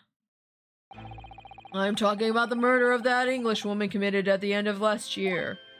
Ah, yes, it was an English doctor she killed, as I understand it. Dr. John H. Wilson, yes. And the man I invited to Japan personally. Oh my goodness, Blair Bears! Raid! Welcome in, Raiders! Hello! Hi, everybody! Oh my god, I can't even see the screen. Hi, Rack Raid! Yay! Welcome in, everybody! Hello, Guardman! Hello, Excalibur! Welcome, Blair Bears. Hello, Tom Purple. Hello. Yes, Ace Attorney Chronicles. Yes, we're playing great Ace Attorney Chronicles. Everybody go follow Blair Bears. She's amazing. She's a charity VTuber. She's the raccoon queen. I'm just the raccoon princess. Oh my gosh. Hi, everybody. My name's Pixie. I'm a princess raccoon VTuber. I'm also an artist, life 2D rigger, and I play games. Hello. Welcome to stream. How's your day going? I hope it's great. I hope it's amazing. Angel, welcome to stream. Hello. Hello. A phenomenal princess. Oh, thank you, Blair. Oh, thank you. I appreciate that so much. How was your stream? What were you doing? You were streaming Hades. Oh, I saw that. I saw that notification on your server. How did that go? Did you have fun with that? I hope you did. I've heard that game is pretty fun. Welcome in, everybody. We're playing some great Ace Attorney Chronicles today, and I like to do all the little voices for all the different characters, and I hope that you guys appreciate it and have fun with me here. Yes, it was good. We were playing through Hades a bit. It was a blast. Yay, I'm glad you had fun, Blair. Oh, by the way, guys, if Blair and any of you guys who came in with the raid, if any of you guys need to go lie down, relax, drink some milk, drink some water, drink some water, take your meds, any of that, eat some food, feel free to go ahead and do that right now. I want you guys to take care of yourselves. I'm very much always focus on taking care of my peeps. Tom Purple, thank you so much for the follow. Welcome to the Trash Panda Army. You can make your own little nooks when you follow me, by the way, guys. You get to customize them, and we blow them up and stuff, and it's fun. Yeah, we have our little nooks from Animal Crossing up in here. But yeah, thank you guys for the raid again, Blair. And yeah, if you need to go lie down, feel free to go ahead and do that. But let's keep playing here. Dr. John H. Wilson, yes, the man I invited to Japan personally. The mystery is, why did she kill him? And now that the culprit herself is dead, we'll probably never know the answer. That's true. I can get blown up? Sounds like a deal. Yes, blow up. Yes, appreciate you. Oh no, I appreciate you. We're playing as Sasato right now. Usually in this game we play as Ryunosuke, but now we're playing as Sasato. And she was just pretending to be a dude so she could be a lawyer, because this is back in Meiji times where women weren't allowed to be lawyers. On the voyage to Great Britain, we had a most unexpected encounter with Mr. Hairlock Sholmes, the great detective, I mean. Yes, I remember Mr. Sholmes well, of course. Ah, my arch nemesis. How lightly you utter his name. Wait, why was he your... Oh, because he turned you in. That's right. Well, according to the stories published about him in the adventures of Hairlock Sholmes, the detective once had a partner who helped him solve crimes, a best friend. And that man was an exceptional doctor of medicine by the name of John H. Wilson. What? Dr. Wilson? I just can't believe it's a coincidence. I think... Oh, and I'm sorry, that's not him talking, it's Sasato still. I think that the English doctor of medicine killed here in Japan 9 months ago. Must have been the friend and partner of Mr. Sholmes. We still haven't proved that, and I still don't think he's dead. I think this is all some wild conspiracy. I found the commands earlier, so I've been having fun with them most of the stream. Yeah, that's right. You did mention you found the commands for the stream avatars. I need to find the commands for those too. I haven't looked them up, but I should look them up. And if that's really true, then the poor girl won't ever see her beloved father again. Oh yeah, poor Iris. Poor widow Iris baby. As you know, I traveled to Great Britain once myself to study. It was around that time you were born. Yes, grandmother told me about it. On returning to Japan, I took up my professorship at the Imperial Yume University. But I will also serve another role as an advisor to the government on diplomatic affairs. I'll send you the documentation. Oh, thank you, Cam. I appreciate it. Cam is such a good mod, you guys. I'm so grateful for Cam. All my mods are great, but I mean, Cam goes the extra mile a lot of times too, for like sending me things that I need during stream. Yes, I was aware of that as well. In that case, I'm sure you can understand that there are some confidential matters I cannot divulge to you. Huh? Could you just tell me one thing? Why did you summon me back to Japan? Wait, was he not sick after all? I'm gonna get so mad if he wasn't sick. It's been 2 months now since I returned. When I left England, it was because of an urgent telegram had arrived from Japan. It said that you collapsed with a high fever and you were growing weaker by the day. What? Where did that news come from? That's what I'd like to know, because after that long sea voyage, I found you in fine health, Father. Wait, so she's been here back here for 2 months and she hasn't asked him about it until now? That's kind of weird.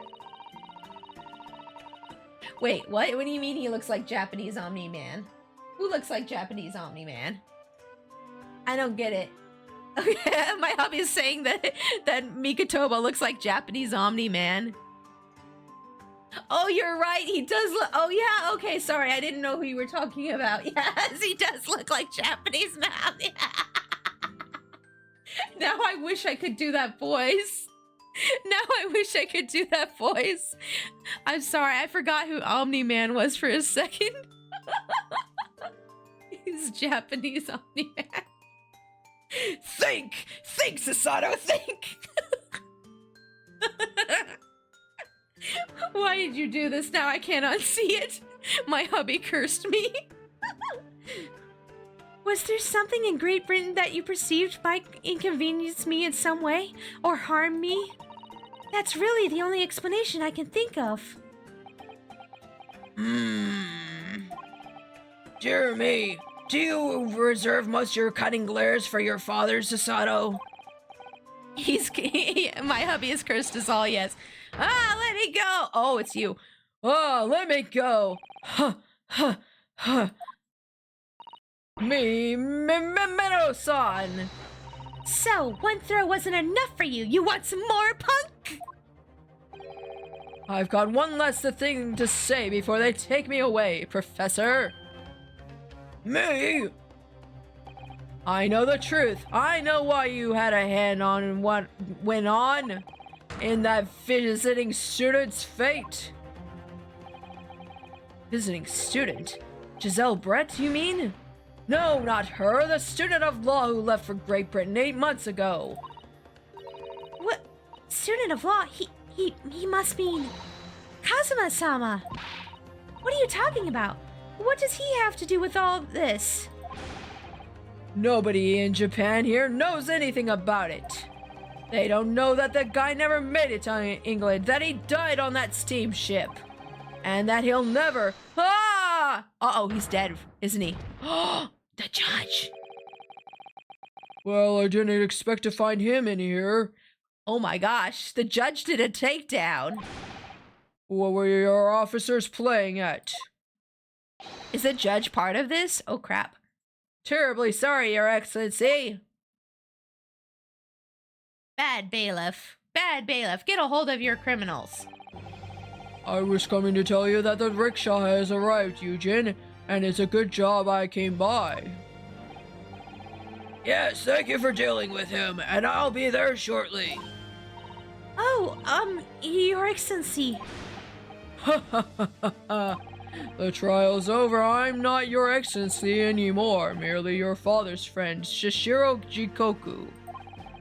And may I say that since I saw you last, you seem to have taken a more dashing appearance. Susato. Uh-oh, wait, did he know the whole time? Huh? Did you know all along? From the very start of the trial? A judge sees through everything, Susato. Oh, you're much smarter than the judges we've had usually. I couldn't let you take the risk if Shishiro here hadn't known and he'd recognized you. So I had a word in his ear beforehand as an old friend. Wait, so your dad's friends with the judge? Isn't that a little, I don't know. That's weird. That's a little sussy, huh?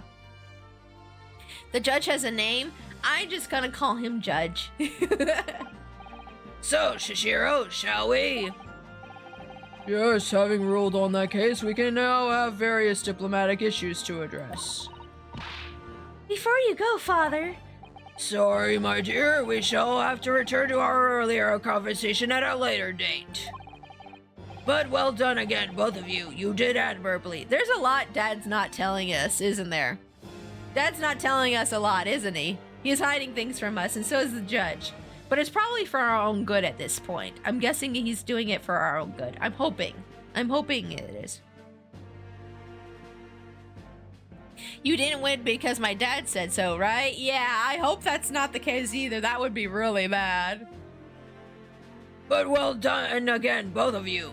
You did admirably. Thanks, Dad. oh, thank you very much.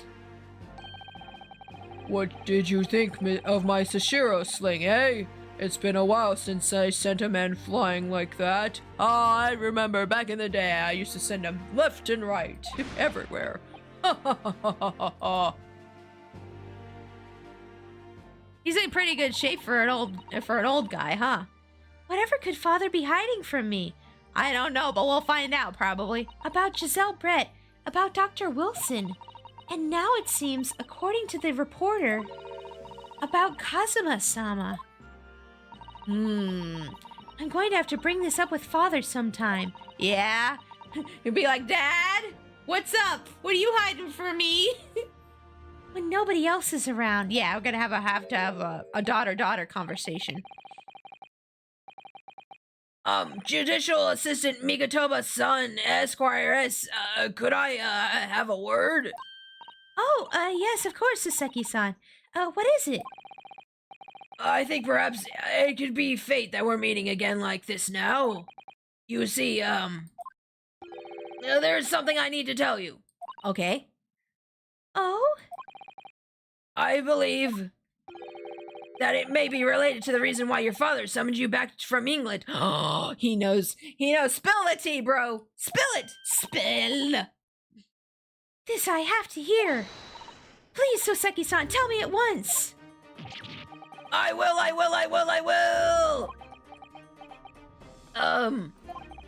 As you know, my time in England was terrible and traumatic. Cursed, I have no doubt. Such awful things I was embroiled in. Thank goodness locum student Naruhodo-san Esquire stepped in. After he secured my freedom, I couldn't wait to get on the ship back here to my homeland. Having arrived in Japan, I submitted a report about my experiences to the Ministry of Foreign Affairs. The next thing I knew, I had to visit her. It was your father, Professor Migatoba. He wanted to ask me all sorts of things about my report. Wait, my father? He seemed to be especially taken with a particular part of the report. Anyway, he left eventually, having thoroughly quizzed me. But it was the very next day that he sent the telegram to you asking you to return to Japan. Interesting. The very next day, you say? What was it then? The particular part my father was interested in? I don't really know exactly. What do you mean you don't know? You were there, weren't you? But you do remember them, those two terrible cases I was caught up in? Oh, no, I'm sorry, that was him. I'm sorry, they both have S names, so I'm getting confused quite frequently here. Of course, I can never forget. Your father seemed to concern himself with the second case. The second one? You mean the one Mr. Sholmes forbade any of us to talk about in public? Ooh, wait, what was the second one again? What was the second? Oh yeah, the one about the guy who got burned in the thing, right? Yeah, the guy, the Willy Wonka guy, yeah. Which is why the only case involving you that any member of the public is aware of is the first. Well, I don't care. I have to listen to what that dastardly detective says. Anyway, the point is, it seems that the case somehow holds the key to all these curious unanswered questions. That horrific, hideous, heinous case, the case of the haunted lodgings. Oh, his case. Oh, okay, that case. Yes, I remember now. Okay. I remember now. There were like 5 cases in the last game. Okay, I'm trying to remember all of them. My brain is not that great at remembering things. That case somehow caused my father to summon me urgently back to Japan? I thought the whole business was over, but it seems I was wrong. Perhaps that was only the start. Perhaps the story is not yet told. Perhaps it's not. Perhaps it's not. Oh. Cutscene time! So, the mystery of that English woman's death is solved, thank goodness. I wish I could do the accent And appropriately having for stood her. in the Supreme Court now, I think I can comprehend a little better. How you must be feeling as you fight for people's freedom in a foreign land, Naruhodo-san. I feel like the accent is almost a mix of Japanese with English. Like the voice actress did a really good job. I'm writing to you today because of another matter. I met Soseki-san and we talked about that second case he was involved in. Oh boy. Father has said nothing to me. Oh boy. But I feel certain of it. Uh-huh. That case holds the key to some great unsolved mystery. Oh boy. My notes on the case should still be in the office, tucked away at the back of the shelves on the left. Oh, the Perhaps shelves on the I'd left. like Okay, to I recall remember. them again. Guys, remember, shelves on the left. Today, for the first time this year, it feels as though summer has arrived. The Oh. sky is a brilliant blue. Ooh. It makes me long to see you again. Oh my. Yours, Susato. Yours? Oh my. Oh my. Oh my goodness. Yours, she says. Ooh. Ooh. It makes me long to see you again. Ooh, Sasato's success. Ooh, I got an achievement. Nice. Okay, let's save here. Yeah, we're gonna keep playing though. We're gonna play the next case now. We're gonna start the next case now. Ooh, okay. Let's see here. Wait, is this... Oh, Memoirs of the Clouded Kokoro. Let's go. The Clouded Kokoro. Yes. Memoirs of the Clouded Kokoro. Nani? Nani? Thank you for the bits, souls. It was a ghastly tale of a winter's night. One of Ooh. an invisible killer and a crime perpetrated on the pavement along Briar Road. As the victim lay at death's door, Uh-huh. the mystery of just who had stabbed the young lady from behind had been resolved. I like how they have the But subs in like a different font other than cursive, just in case you can't read cursive. Harrowing plight. Then in the dim, flickering shadows of gaslight, did a second bizarre crime rend Is that supposed to be the souls Soseki? of that very night. I dare say most can still recall the sensational headlines of the day. Ooh. Haunted apartment of death. Haunted apartment of Condemned death. criminal's curse. Oh. The dread demon of coal gas. Oh my god. Yet, though the great detective had at once discerned the truth upon his arrival Uh-huh, at the uh-huh, scene, uh-huh. Uh-huh, uh-huh, uh-huh. Yeah. Yeah, it yeah, only yeah. proved to be the overture that announced the rising of the curtain Uh-oh. on a most tragic play. Uh-oh. Uh-oh. Uh-oh. A most tragic play, you say? Oh no. My name is Ryunosuke Naruhodo, and I'm a fledgling lawyer just starting out on my journey. 6 months ago, I arrived as a visiting student of law, having made the long voyage across the sea from the Empire of Japan here, London, England. And on the way, in quite extraordinary circumstances, I made the acquaintance of a world-famous detective. I do Ryu's voice in my own voice because he has the most voice lines. And I'm not gonna have to do a voice for that. Currently, I reside in the attic of the detective's own lodgings, from where I run my legal consultancy of sorts. Excuse me. I've successfully defended a number of clients in Britain's highest court, the Old Bailey. But since a particularly grueling and unforgettable legal matter 4 months ago now, I haven't returned to the courtroom. In truth, I lost my right to return. What? Why? But that epic trial was just one part of my... Oh, because he defended the one guy and proved him innocent when he was actually guilty. Yeah, that's right. But that epic tale was just one small part of an epic tale. A tale which was now about to awaken from slumber. Thanks to the letter that arrived this morning from my homeland. Oh, are those books new? It's Sasato's letter, isn't it? Oh. You better eat something, bro. That doesn't sound good. What a delicious smell wafting up from the stairs. It must be nearly time for breakfast. I better go down to Mr. Sholm's suite and say good morning to the great detective and his flatmate. Here we go. Down we go. From the last case in the first game, right? How are you enjoying it so far, Souls? Wait, did I miss something? Historically accurate Soseki? Yes, historically accurate Soseki. Okay, we're in Sholmes' suite now. Oh, it's Iris! Ah, Runo, good! I was just about to call up to you. The bacon's ready. Good morning, Iris. It smells delicious as usual. Before we eat, though, I have some news. I had a surprise this morning. Shh! Not another word, Mr. Naruhodo!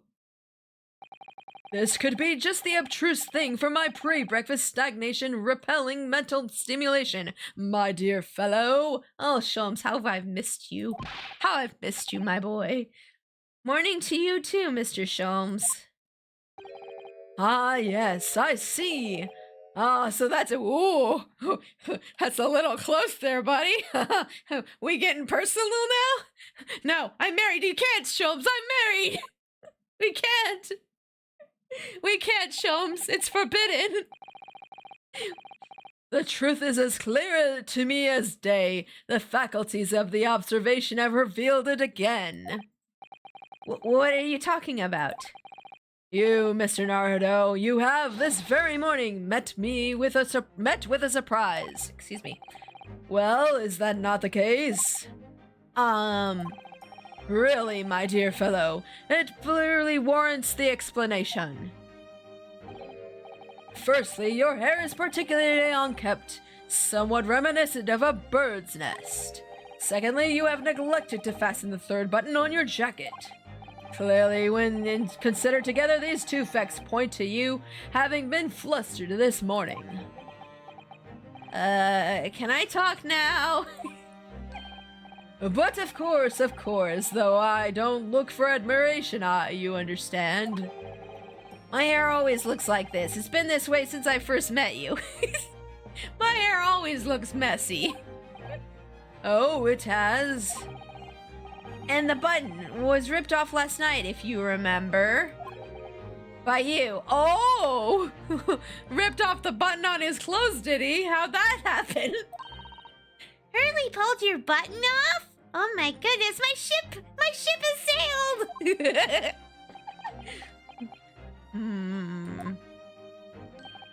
Ah, yes, I recall the incident now. It was after supper, was it not? After supper, you say? And as the evening advanced, I picked up my violin and began to play the wailing notes of a haunting tune. But then, to my utter dismay, the third string snapped. Why did it have to happen? Why? Little wonder then that in my vexation I grabbed the first button I saw and ripped it from its proper place. Wait, what? I'm confused. You just rip buttons when you're angry? Is that a thing for you? Well, I'd like it back now, please. If it's troubling me and I can't fasten my jacket. And it's troubling me that you expect me to know where it is. Somewhere thereabouts on the floor, one presumes. Sholmes never takes any responsibility for his actions. Helpful. So very helpful. What matters at the present time, my dear fellow, is simply whether or not my deduction was an erring. But Hurley, Runo said it was when he came in, didn't he? I had a surprise this morning.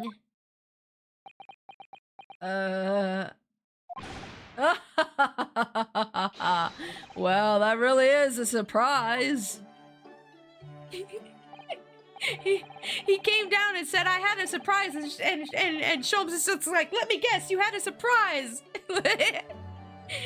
Yes, this man is the pride of the British Empire, the famous consulting detective, Mr. Herlock Sholmes. There can't be a single person in the world who doesn't know his name. All right then, enough of this silly conversation. Come and eat this bacon before it gets cold. And I have this Excuse me.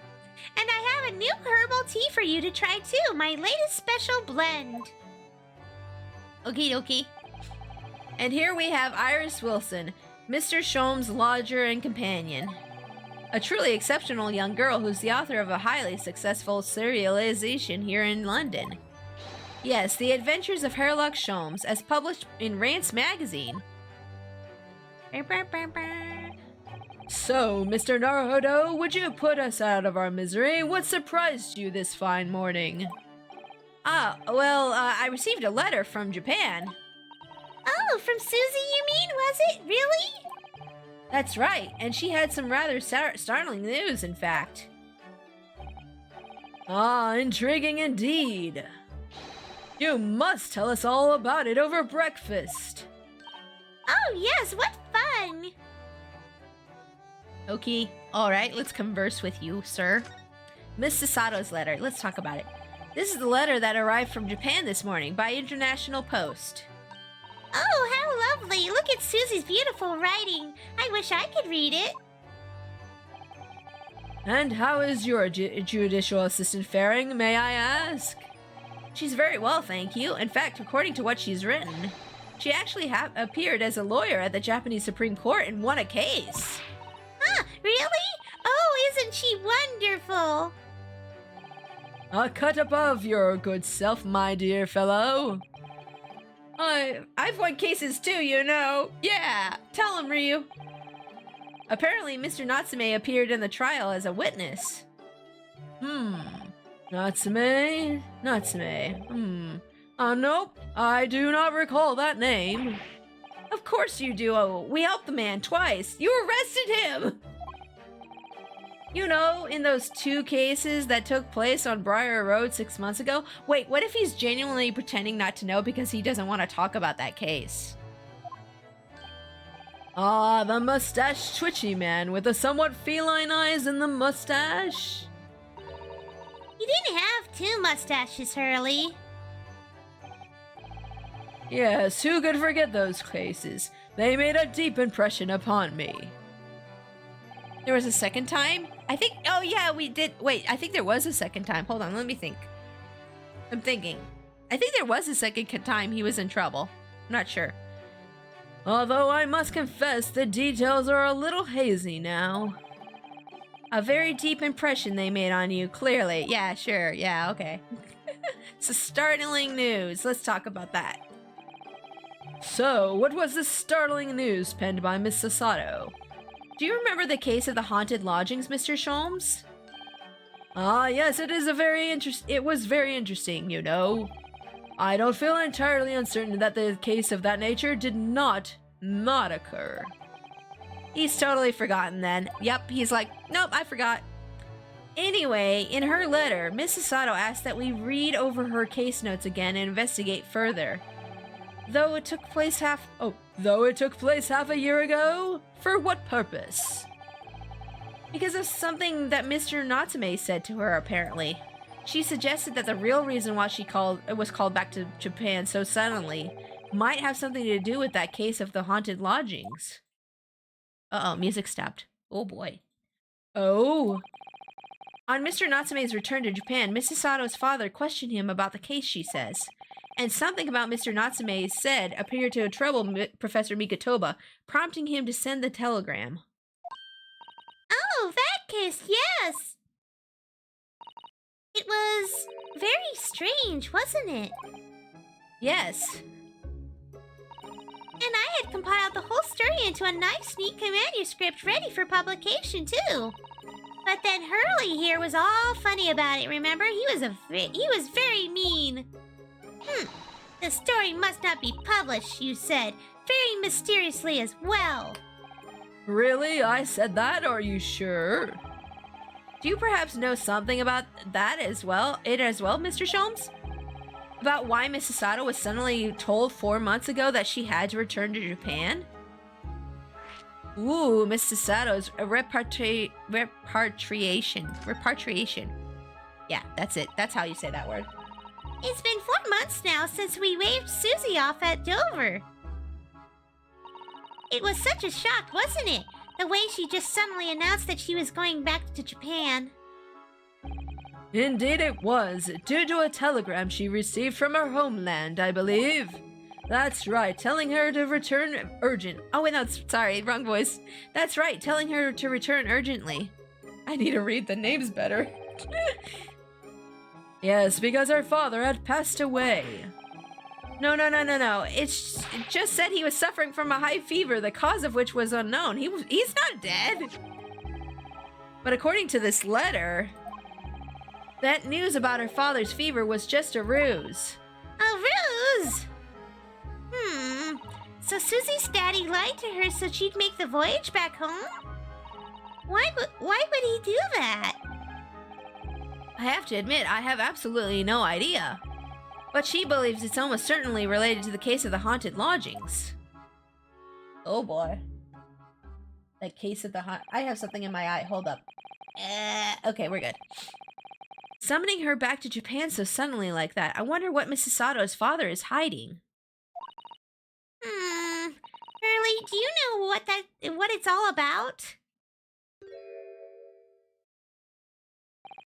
Well, who can say?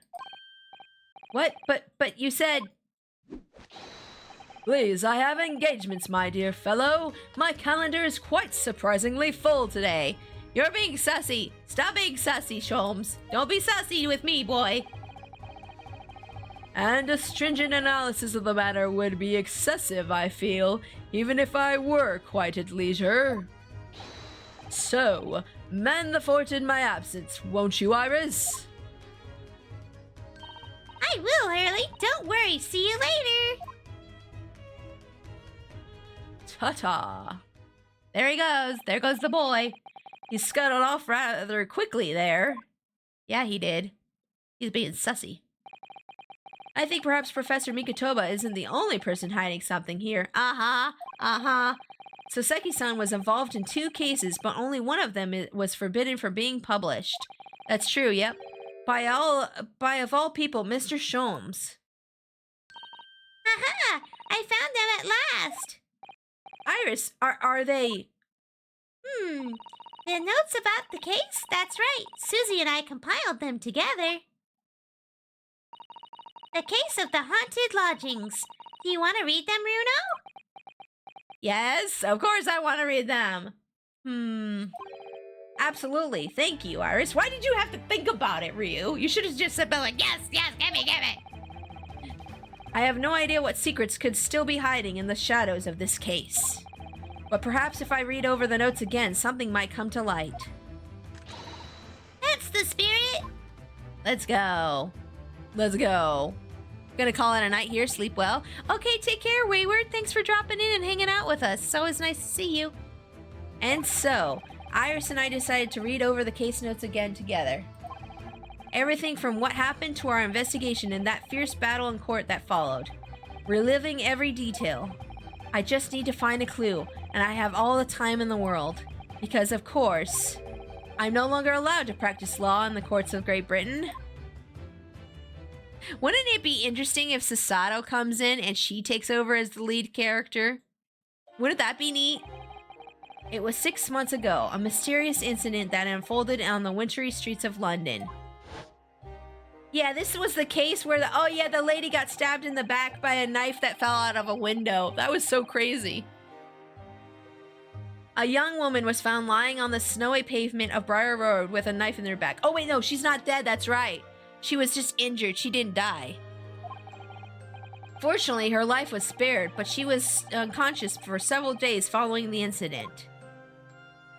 Right, I remember. The fog was thick and nobody saw her attacker, but by a cruel twist of fate, a visiting Japanese student was walking behind her at the time and was duly arrested.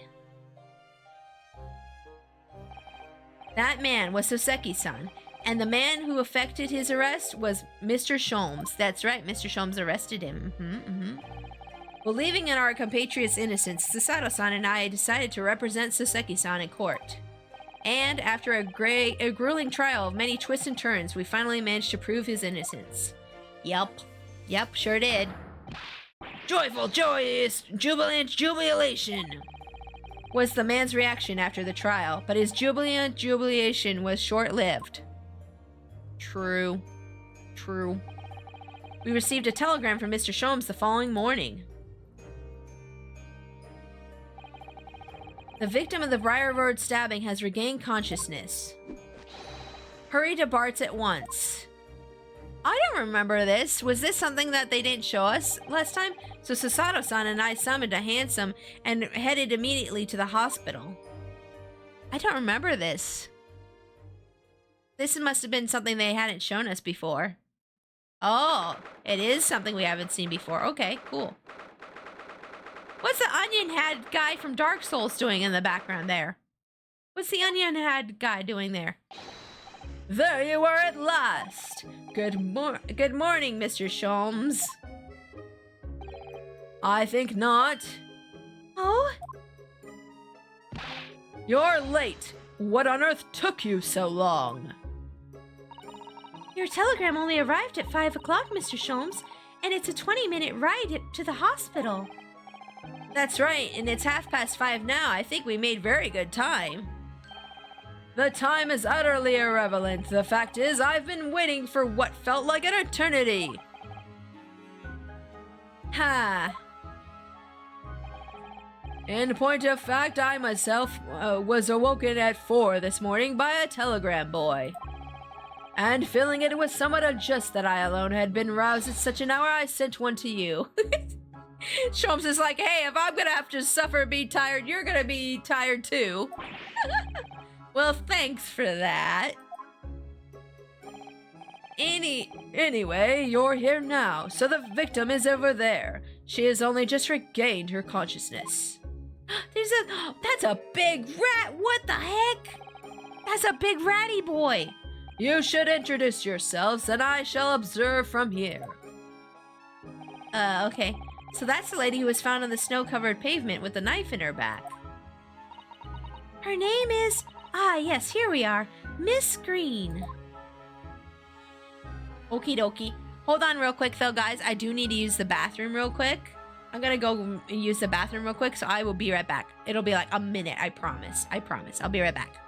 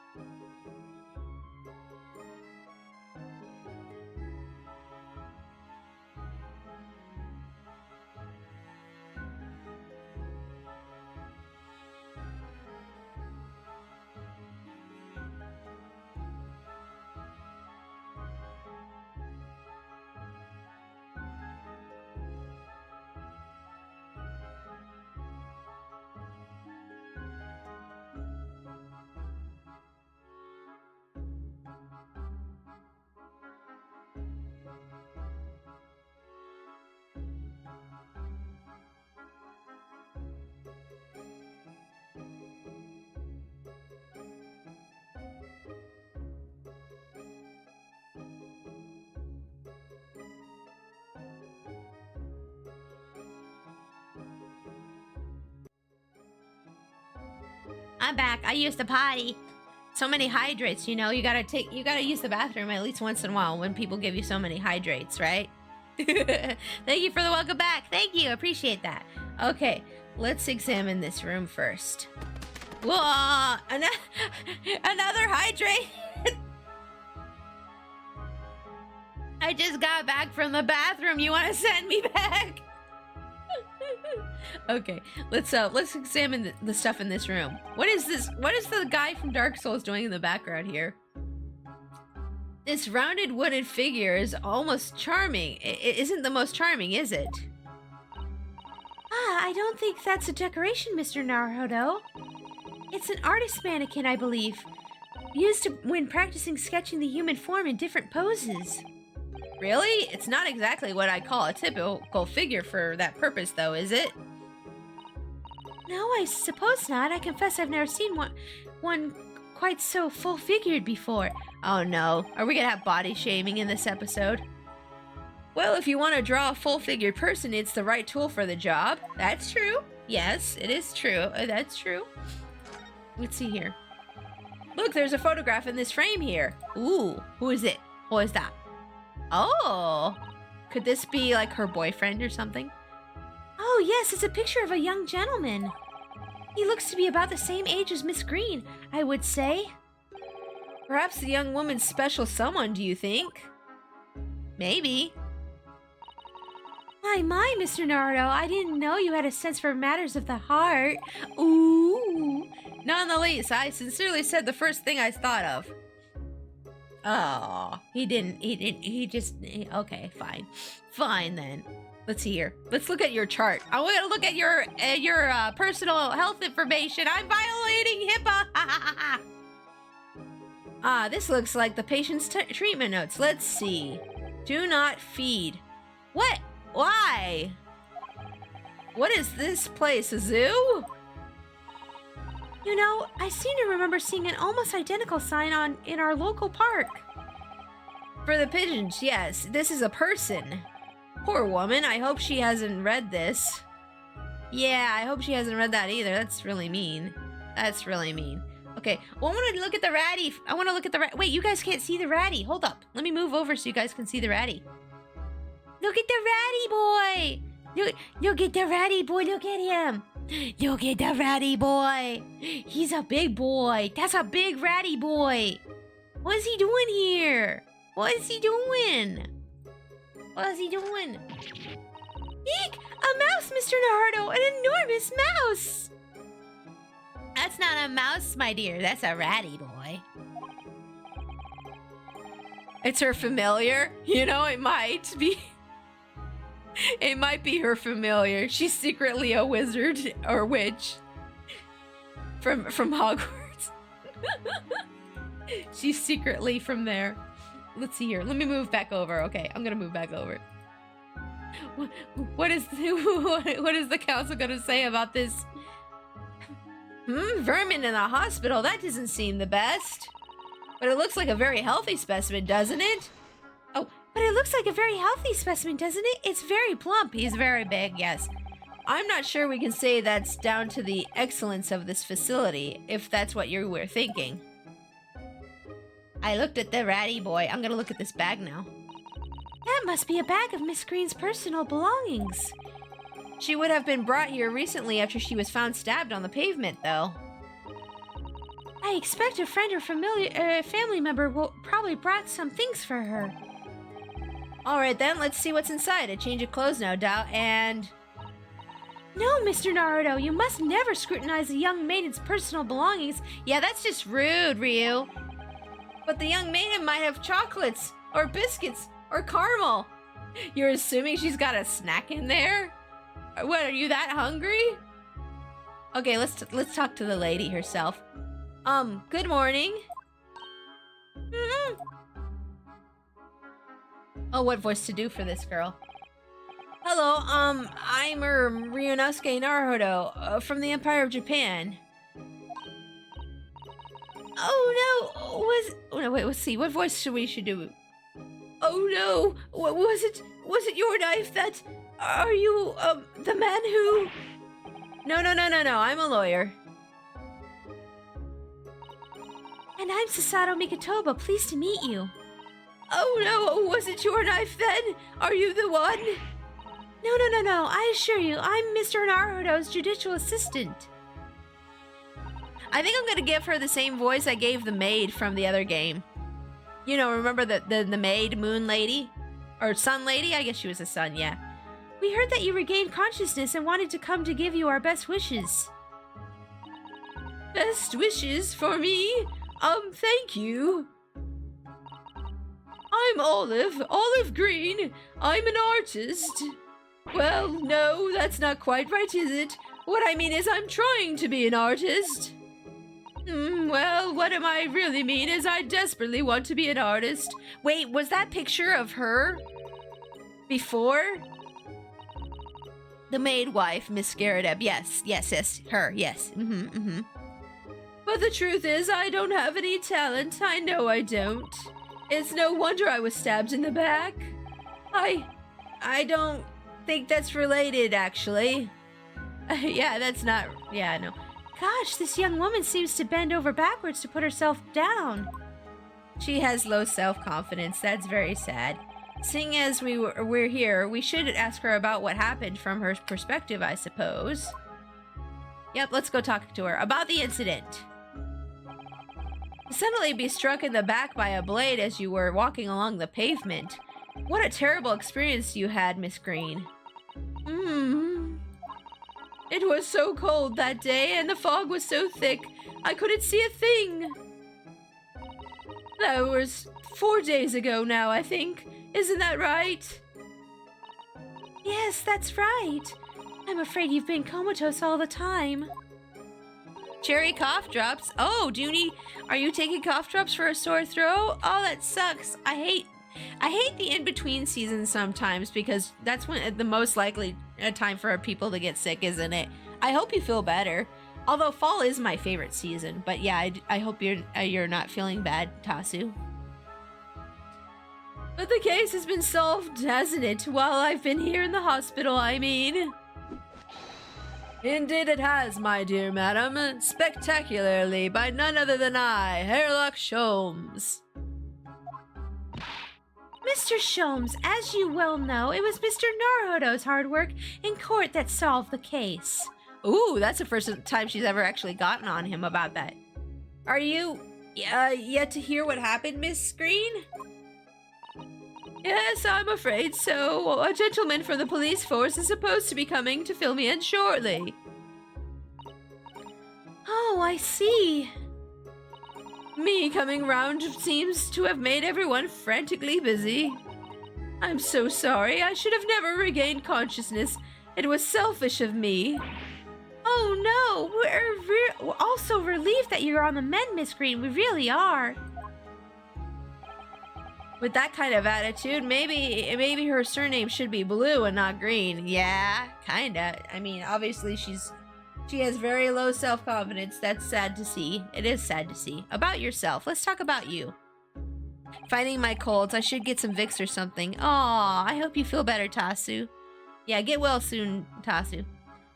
So you're an artist, are you, Miss Green? Oh no, I couldn't possibly claim that. I'm a fledgling artist at best. Listen here. If you draw quite frequently and you like to consider yourself an artist, you can claim to be an artist, okay? If you want to be an artist, you're an artist, okay? You don't have there's no gatekeeping here. I'm not gonna gatekeep people from being an artist, okay? I mean, I'm a student of art, really, at the Thorndike Academy of Fine Arts. Oh my, an Academy of Fine Arts? Great Britain is such a wonderful country. Tell me, Miss Green, do you live here, abouts? Oh, no, actually, I don't deserve it, but I have a little flat on Brixton Road. I see. How very interesting. Oh, no, is it interesting? Oh, no. Brixton is 10 stops away from the underground from here. And Thorndike Academy is a mere 3-minute walk from Brixton town center. Does that matter, Mr. Sholmes? Even if you could draw only stick figures, you're an artist. True, true, true. Perhaps not, but Briar Road is a far less slumbious part of town by comparison, dwelt in by those inferior means. Including the maleficent Mr. Mustache. Hold on, I have something on my glasses. I got something on my glasses. I'm so sorry. I think I smudged them somehow. Okay, we're good. Alright. There we go. Okay. Including the maleficent Mr. Mustache. Inferior means, I suppose Saseki-san does fit the bill. It struck me as somewhat out of the ordinary for a young fine art student to be walking in such a district. That's all. What's this? She suddenly clammed up. Mr. Sholmes, you should be ashamed of yourself prying into a young maiden's private affairs. Oh, dear me. Do forgive me. If you don't mind. I'm being discharged shortly, so I need to pack up my things. Oh, yes, of course. We won't keep you. Thank you so much, Miss Green. And there she goes. There she goes. Oh, hello. Is there a Mr. Narufodo here? Mr. Narufodder? Narufodo fodder now? Narufodder now? Well, if you're looking for Naruhodo, the lawyer, that's me, but... Oh, Mr. Narufodder, good, this is for you. It's a message from Miss Saucy Nutmeg. Saucy Nutmeg? Who's it? Oh, I thought it's Susie. Or no, Mr. Natsume? Mr. Natsume sent me a message. Sent a message to me. So say Natsume. I think that was his name. Or wait, Satsi? No, the writer guy's name. I forget his name. It's fine. Okay. But why would a policeman be delivering a message from Mr. Natsume? Exactly. What's going on? What's a Scotland Yard constable doing playing delivery boy at a time like at this time in the morning? Ugh, what are you waiting for? Let me see that. Oh, Well, this is a most unexpected. Is something wrong, Mr. Sholmes? Is something wrong, Mr. Sholmes? He says, have you not seen this note? No, I haven't, because you snatched it away before I could get a look at it. No, how could I have? It would seem that London's criminals have no intention of letting the great detectives rest. A new case calls, a case of murder, no less. We must depart at once. Murder? Call a cab. Time is of the essence. Wait, is this a case that's in between the other cases that we did? That's kind of... Why would they do that? This is so confusing. But the trouble is, we've yet to read Mr. Natsume's note. I was thinking we ought to pay him a visit at his lodgings once we did. That would be entirely convenient. Convenient? What do you mean? It's all here in the note, my dear fellows. The murder we must investigate took place in Mr. Mustache's lodgings. Wait, what? Wait, what? Nani? I'll hail a fiacre at once. What's a fiacre? Fiacre? What? Huh? What the? Huh? It was only yesterday that Soseki-san was in court, and we were dispelling doubts about his innocence. And now, the very next day, there's a murder at the man's own address? He may very well be the unluckiest man alive. Or so it seemed to us at the time. We were soon to discover it was worse than we thought. Oh boy. Oh boy, oh boy, oh boy, oh boy. Oh boy.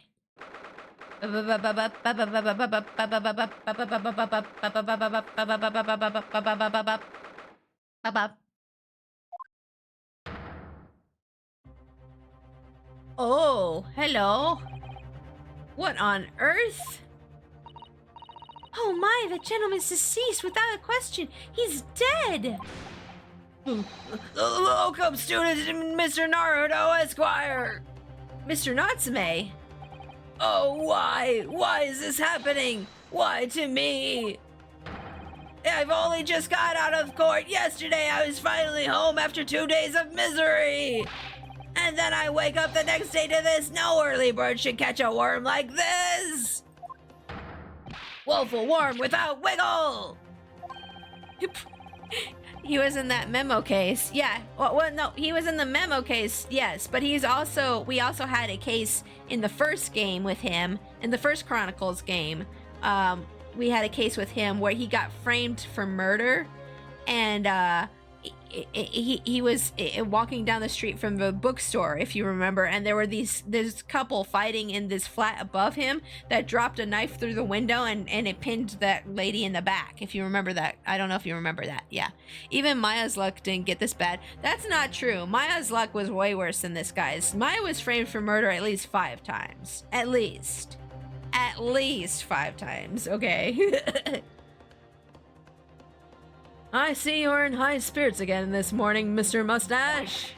Ah, not the terrible hairlock, Sholmes. Shoo! Shove off! Shove yourself through the door! I never invited you! Mr. Sholmes came here with us. I'm quite sure he'll be able to help you, Mr. Natsume. I am entirely at your disposal, Mr. Mustache. What can I do for you? I meant in terms of the time gap between events. Oh, okay. Well, like, if you had said that, I would have agreed with you, yes. If you had said that, I would have agreed with you. Oh, hi. Hello. Tisk, here they are already. The busybodies. Oh yeah, Gregson and Soseki-san both have the same voice. Oopsie. On that. I love Maggie Bird, though. Maggie Bird was cute, yeah. Ah, Inspector Gregson, what a pleasant surprise. Pleasant, isn't it? Gives me heartburn every time I see your face at a crime scene, Sholmes. You wouldn't say that if Iris was here. I deduce, Inspector, that your heartburn is a result of your excessive consumption of fried food. He is probably right, actually. He does eat a lot of fries. Good morning, Inspector. This is a crime scene. Don't you go touching anything. Or good morning to you too, Sunshine. He could have at least said that. Oh boy. Oh boy, oh boy. Look at this mess. Let's see. Okay, so let's look at the guy first. He's got a fork. Boy, I said hands off. You're gonna mess up my crime scene. Oh, no, I just wanted to look is all. No chance. I know your kind. You'll mess it up just by looking at it. Ugh, someone's in a bad mood.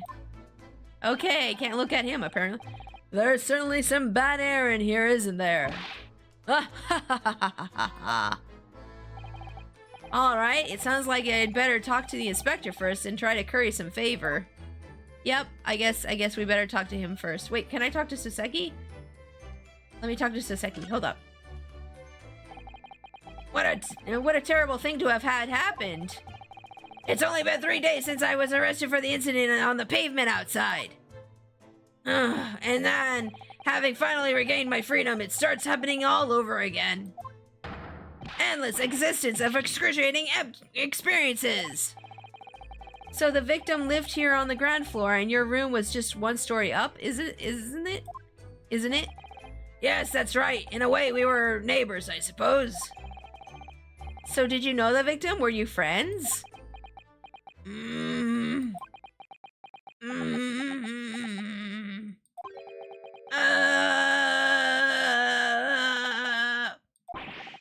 What's the matter with Soseki-san now? I think he's having a panic attack. It might be. I don't know. It was an innocent enough question, wasn't it? Why does he seem so shaken by it? Let him do your breathing exercises, bro. Bro, do your breathing. Well, I suppose he has it wasn't a complete stranger. But did he ever invite me to his room? Never. On my honor, I swear it. What an extreme reaction. You're probably wishing you'd never asked now, aren't you, Mr. Naruto? This guy is like the personification of an anxiety disorder. Yeah. If anxiety was a person, it would be Soseki. For sure. As someone with anxiety, I can say that, okay? As someone who has anxiety, I can say that, yeah, exactly. When we found him here, I felt wretched, which is why I sent word asking you to come. Through that inspector over there. Oh, poor guy. Poor guy. Okay, let's talk to the inspector now. I have it as well. It sucks. Yeah, it does suck. It definitely does suck. So, Inspector, what was the victim's name? Who was he? Mr. William Shakespeare. He was a lodger here. As you can probably tell, he was an actor, a bit of a dead loss, as it happens, or just dead. Oh, Shamspeare. I'm sorry, I read it wrong. It's Shamspeare. Mr. Shamspeare? It was the landlord, old Mr. Graredeb, and the other lodger, Mr. Natsume, who found him. The fellow didn't rise at his usual hours, so Graredeb got worried and kicked the door down. But doesn't Mr. Garadeb have a bad leg? Ah, yeah, you're right there. It was the jittery Japanese hunchback over there who actually did the kick-in. Really? So Seki-san? Wait, why would he call him a hunchback? That's not nice. The victim was pretty hard up, it seems, even done some time inside for pretty petty crimes. He had no money, no place to go, and no friends. His only acquaintances were the people in this house. Sorry. Miserable life and miserable end to it. So what exactly is Mr. Natsume still doing here? Hold on, I need to clear my throat.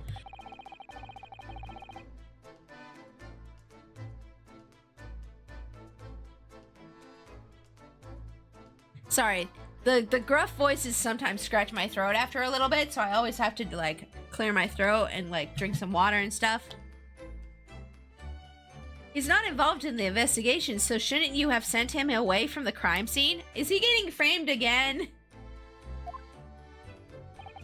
Well, I'm not saying it's because the fellow looks odd or anything, or he acts suspicious. But I thought it would be prudent to take a statement from the culprit, I mean cohabiter. Yeah, he already thinks he's the culprit, huh? You nearly said culprit there, didn't you? Oh dear, Mr. Natsume appears to be under suspicion again. It certainly seems that way. He does just come across such an odd fellow, doesn't he? Poor man, how unfortunate. It is unfortunate, poor guy. Anyway, I can't say much until the coroner gets here. But I don't think the fella's been a goner that long. The body's still warm. Even if the inspector would allow it, I don't think I could bring myself to touch a dead body. Yeah, ew. Icky.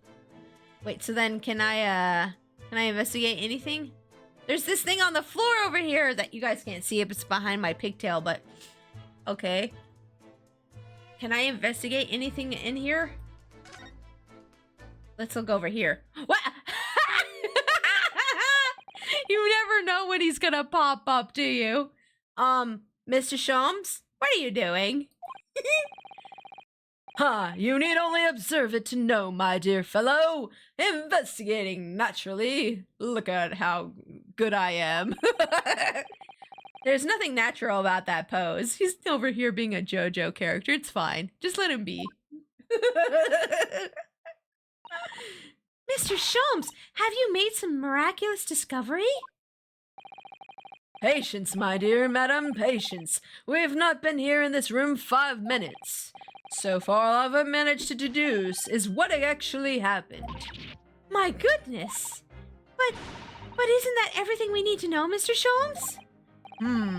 Now that you propose the idea, I believe one could indeed see it that way. Are we gonna go do the dance of deduction now?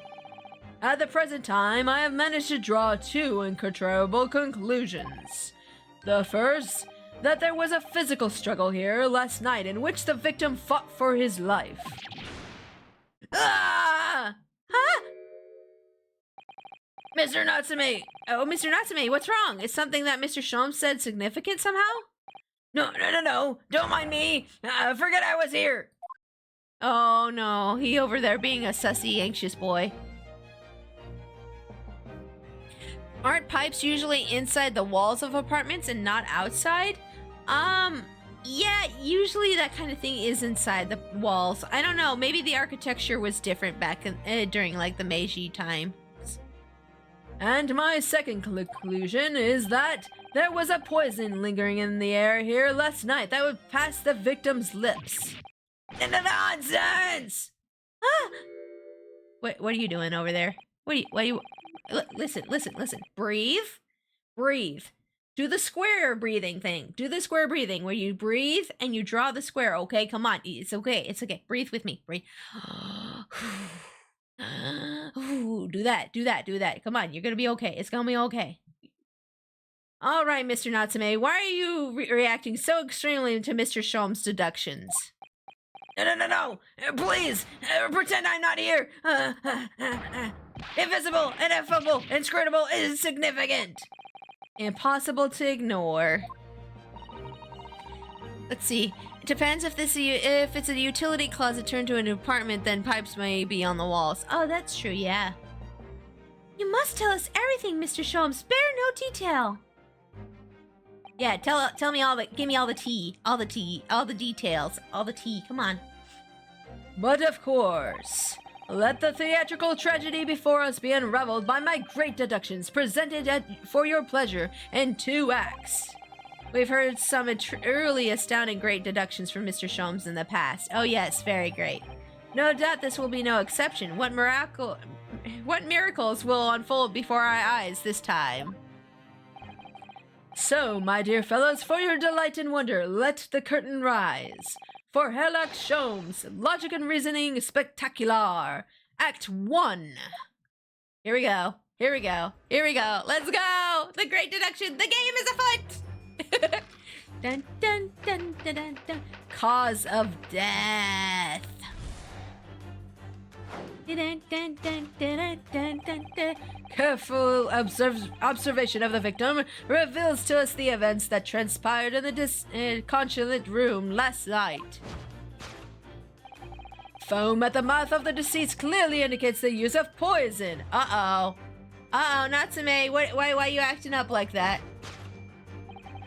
Next to the victim, we notice a large dining plate which contains, you observe, 1/2 of a sizable bar of soap. Meaningful? Undoubtedly. Wait, he's foaming at the mouth and he has soap on his plate?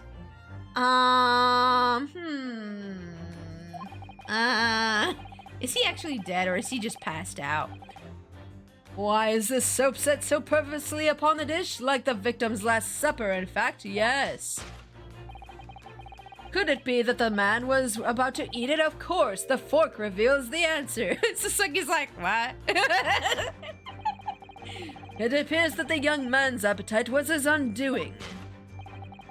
Taking up arms in the form of cutlery, the victim engaged in a deadly battle for his life. Yet the struggle against his hunger was in vain, for in the end he couldn't resist devouring that slippery feast. Wait, he just couldn't help himself. He had to eat the bar of soap, I guess. Like how Saseki was looking at the player at that one. Yeah, he looked at us like, huh? Really, guys? Really? But London's foul soap is besmirched by foul poison. Yes, the victim's life was claimed by poison that tainted the contents of the plate. The soap and the lather about the young man's mouth are too perfectly matched to ignore. Is this your boy? Yeah, that's exactly the kind of look he was giving us. The cause of death was clearly intoxication due to excessive ingestion of foul soap. Though personally, I have a greater interest in the taste of the foul candle wax, of course. Wait, you eat candles? Of course he does. Look at him. Of course he does. Look at him. Aw, he's such a special boy. He really is. You're such a special boy. We love you. Poisoning from soap ingestion. Sure, okay. That's not it, though. Suicide or murder? Ooh, is it suicide or murder? Is it self-exit or murder? The cause of death identified, we proceed to Act 2, where we ponder the next question. Was this suicide or murder? Uh-oh. What are you doing over there? Why are you being sussy? Stop it. Stop being sussy.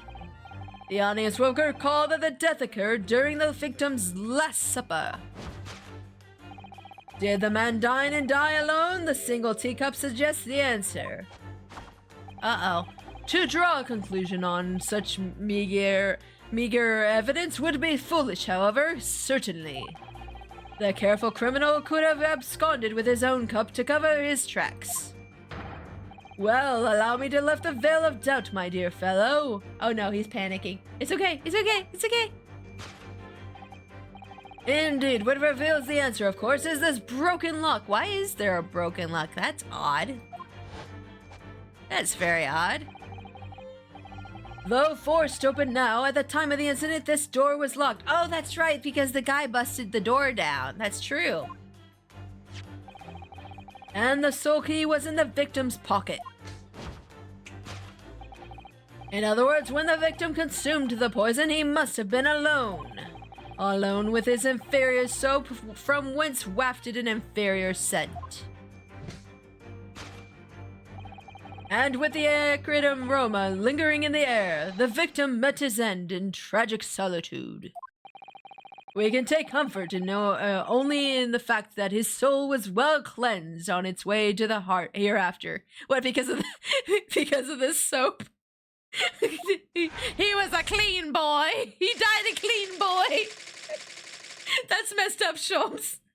That's messed up. Thus concludes the final act of Herlock Sholmes' great deduction. Oh, he's so proud of himself.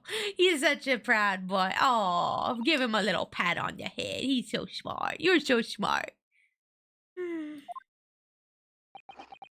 Gregson is just chomping down. He's like, man, these fries are so good. There's just one thing, Mr. Sholmes.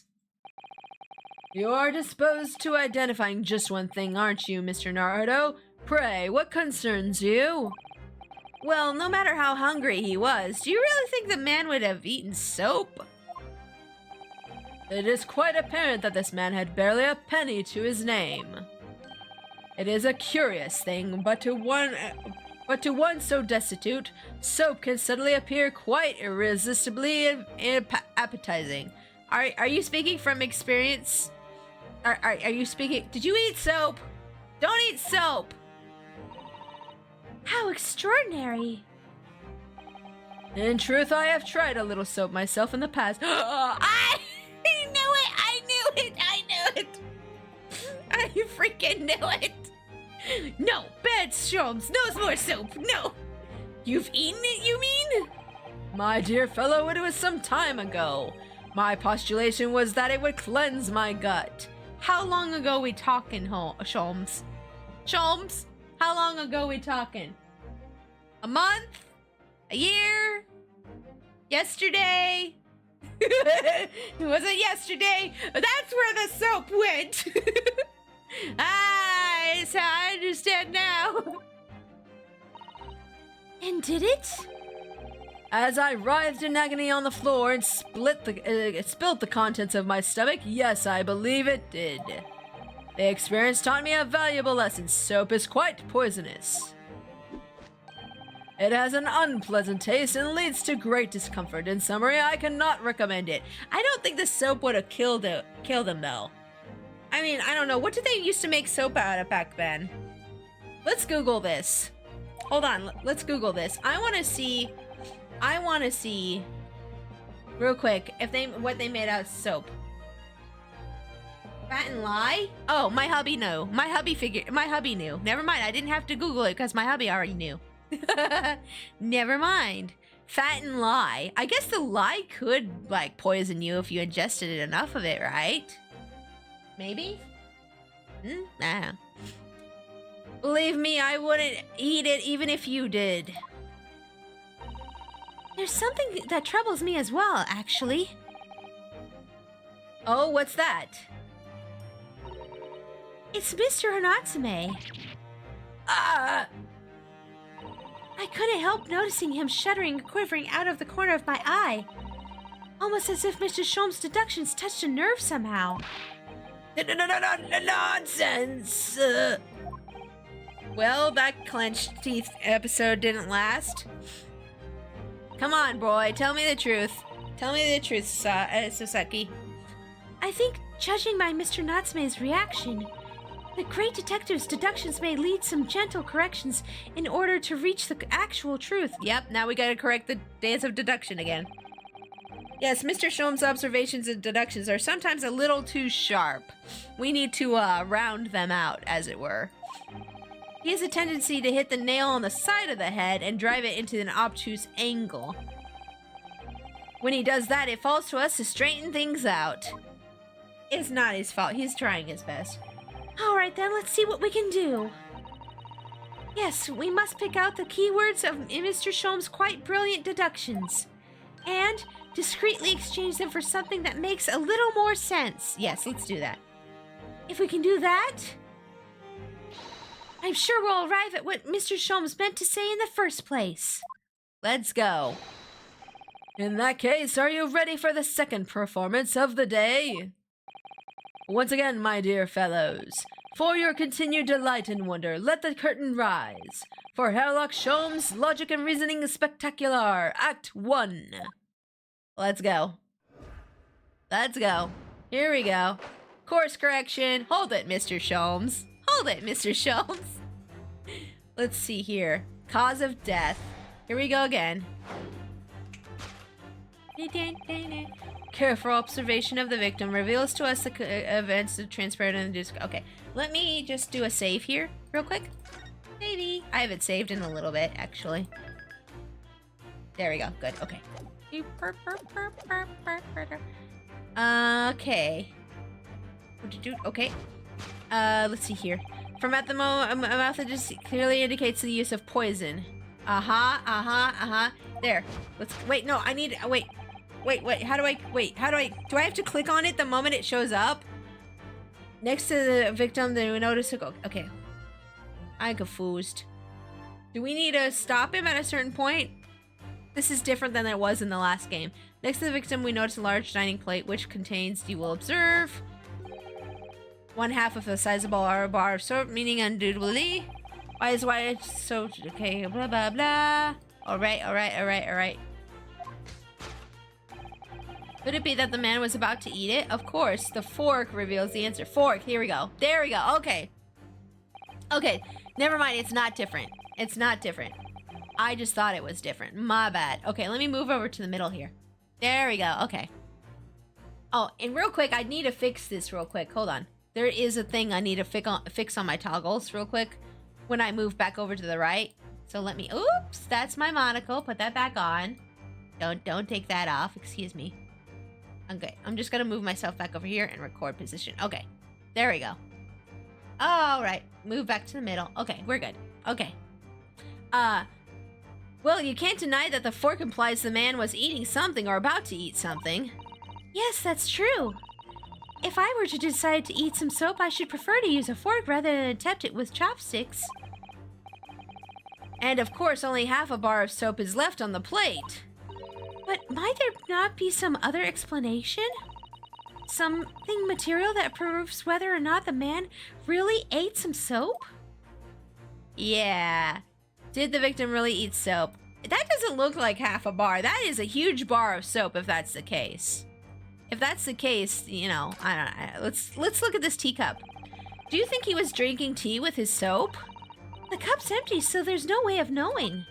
Ah, how about this for an idea? Perhaps the cup is full of water, and he was dissolving soap in it so he could gulp down as much as possible? Please remember that he may not actually have been the soap lover that he's been made out to be. Please remember. Yeah, let's remember that. Okay, hold on. Let's turn. Can we turn things? Wait, what's that down there on the floor? Hold up. Is that the? Oh, that's the other 1/2 of the bar of soap. Hold up. What's that? That. Look, there's more soap on the floor here. Mr. Shakespeare must really have loved the stuff. let's not jump to conclusions, Mr. Naruto. Look closely at this soap. Do you see that it would fit together perfectly with the half bar on the table? Oh, what the? How can that be? I think that they are two halves of the same bar that broke apart. Uh-huh. There's the bar of soup. Okay, let's see if there's anything else down here. Hold up. There's a hat. Okay, is there anywhere else we can turn? We can only turn like this. Can we go up and down? No, okay. Yeah, I think we need to I don't think he really ate the soap. I think we should try to present the other piece of the soap real quick. Take that! Yes, let's do that. Other piece of soap! Could it be that the man was about to eat it? Of course! The other piece of soap reveals the answer. It being the other half of the soap on the table. In short, the victim was not eating soap at all. Oh, you know, I just realized that Rio's wearing the wrong outfit here real quick. I need to fix that, because this is back in the past. That's my fault. I have the outfit enabled real quick here. Hold on. Real quick, I'm gonna fix that. Oh, look at the bot. I got you, bot. Ha ha ha. Get out of here, dumb bot. Okay, in here, let's see. Gameplay? No. Oh yeah, that's right. I gotta do this on the title. Hold on. We're just gonna go to the title real quick, I promise. You haven't said, yeah. I saved it. It's fine. Yes. It's fine. We saved it. It's good. We're fine. Don't worry. Okay, hold up. I gotta fix the outfits. I forgot to turn the outfits off for him. Okay, special contents. Taylor. Yeah, there we go. Let's turn these off. Yeah, let's turn that off. Okay. Okie doke. Okay, continue. Let's continue. Okay. Yes. From there. Okay, great. Okay, here we go. Sorry about that. Okay, we fixed his outfit because this isn't the past.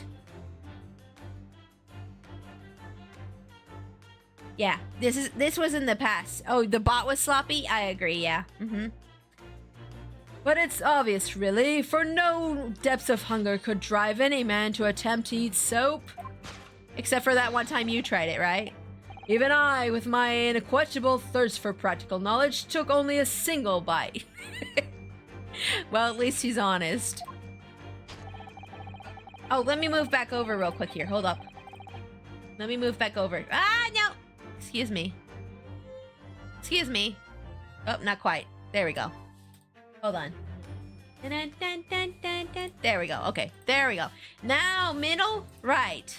Middle, right. Okay, now we got it fixed permanently. Okay, great. Good. It was for research, I swear. Yeah, that's exactly him. Yeah, exactly. That's Sholmes to a T. Also, if you hear any weird noises in the background, it's just my hubby making dinner. We're having tacos tonight. Taco night! Well, actually, tostadas. Technically, it's tostadas because we bought tostadas instead of tacos. But that begs the question of how the man was poisoned, because there is no sign of any food on the table. An excellent observation. Oh wait, no, that was Ryu talking. Excuse me. An excellent observation, Mr. Naruto, and one that furnishes us with the answer we seek. Tostadas Friday. Yeah. For London's foul soap is besmirched by foul poison. Okay, so this is back more of what he already said. Yes, the victim's life was claimed. Okay, contents of the plate. No, I don't think so. I think it was the contents of the teacup. Oh, here we go. Back to the middle we go. Back to the middle. Bloop. There we go. Okay. Mr. Sholmes is still pushing the soap argument then. Perhaps he's suggesting the man licked the soap rather than ate it. If soap in London is that poisonous, I don't think I want to be washing my hands with it. But there are no signs of any food in this room at all. Of course, food isn't the only thing that passes people's lips, is it? It was the teacup. Wait, what's that in his pocket? Hold up. What's that in his pocket? What's that in your pocket? I want to wait, hold up. What is that? Can I see that or nah? No? Okay, no pocket contents for me. Okay, that's fine. Can I go up and down? No, I can only go side to side. Oh, okay. All right, let's go over to the teacup then. Wait, what about these, what about the spill? Hold up. Oh, wait. there was something highlighted there for just a sec. Oh, it's the teacup still. Okay. I thought there was something else on the table for a second. That's the contents of the plate. That's the teacup. Okay, let's present the teacup. Take that! Teacup! Yeah! The teacup! Let's go! Yes, the victim's life was claimed by poison that tainted the teacup. Indeed, cups have been the vessel for choice for practicing poisoners over the centuries. And it would appear that this victim drank every last drop. There's no sign of food anywhere in the room. Which leads us to the immutable conclusion. Saseki's just being very sus in the middle there. The cause of death was clearly intoxication due to the ingestion of poison contained in the teacup. Sorry, I gotta move back over again. Whoop, there we go. Okay. Poison in the teacup. Poison in the teacup. There we go. Yep. Solved. Okay, now let's fix the second half.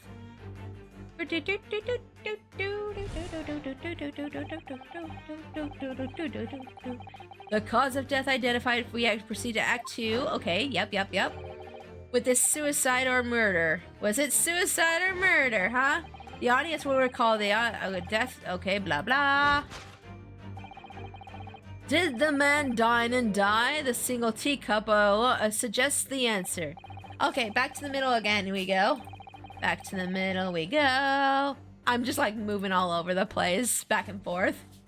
Ah, the Western vessel for infused hot drinks again. It's already featured heavily in our deduction so far.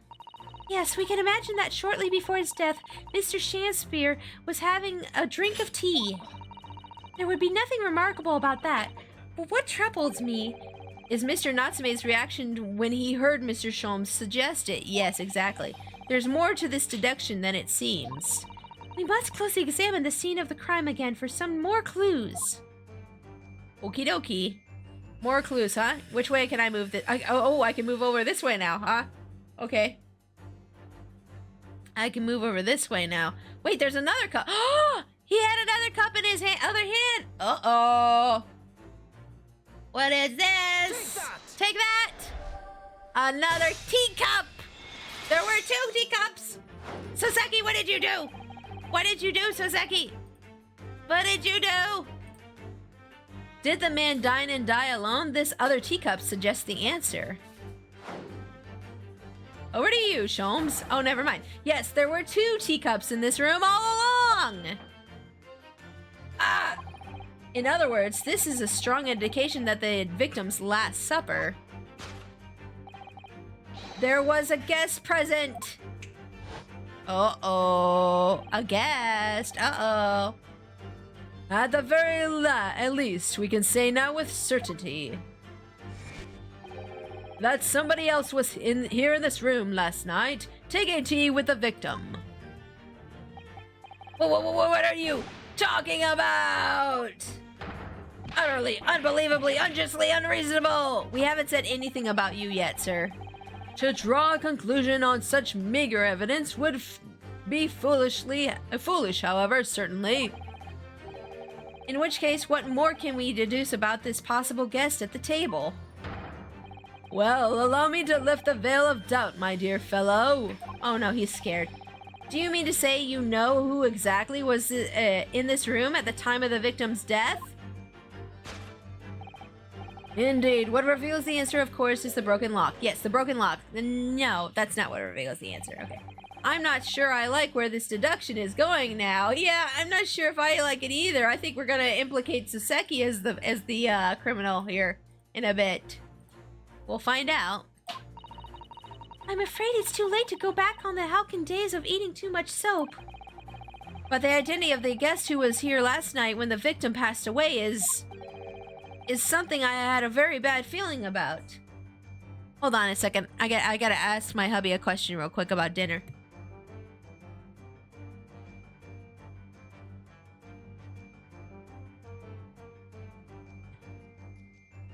Okay, sorry. I was asking hubby what he was making because I smelled tuna and I was like, wait, that's not tacos. I guess he's making tuna noodle instead.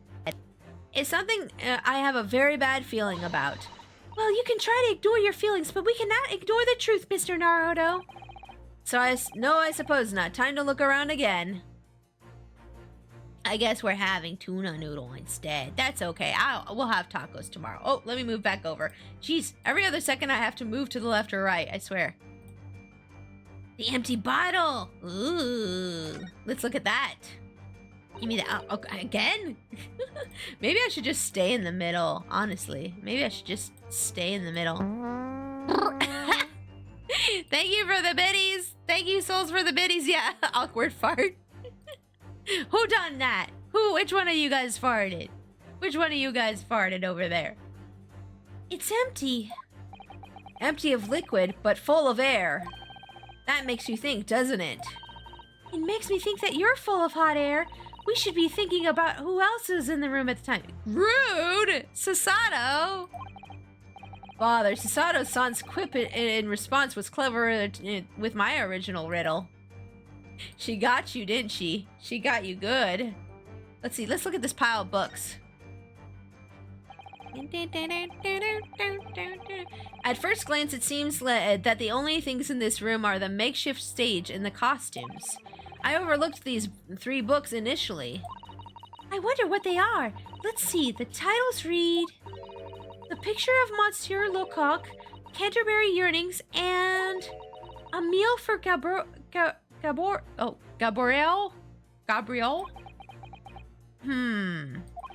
Wait, I'm sure I've heard these titles before. Weren't those the books that were in the case that he took from the bookstore? It could be just an incredible coincidence, but...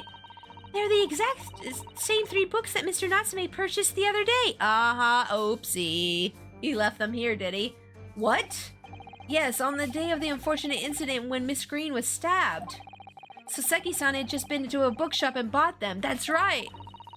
And now these 3 titles are here in the room of the victim. Yet Mr. Natsume claims never to have been here before. Well, what does this mean, do you think? I really don't know what to make of it. Oh boy.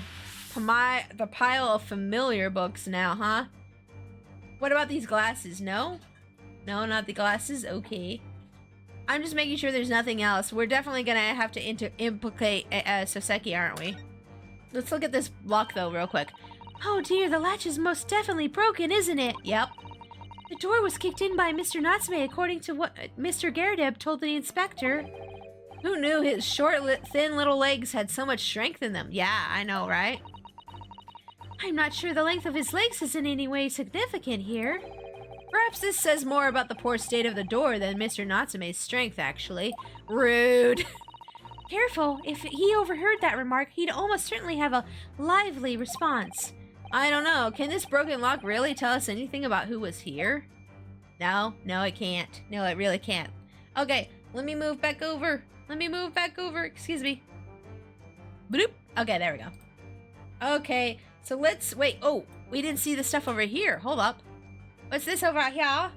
What is this? There's a candle. Ooh, a candle. Okay, back to the middle again.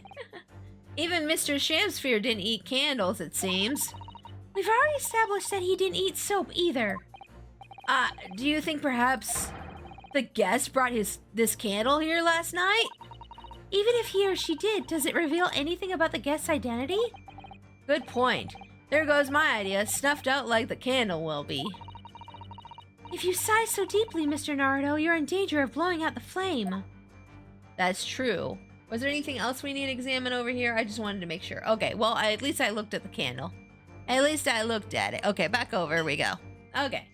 So let's present the pile of books then. Take that! Take that! Let's go.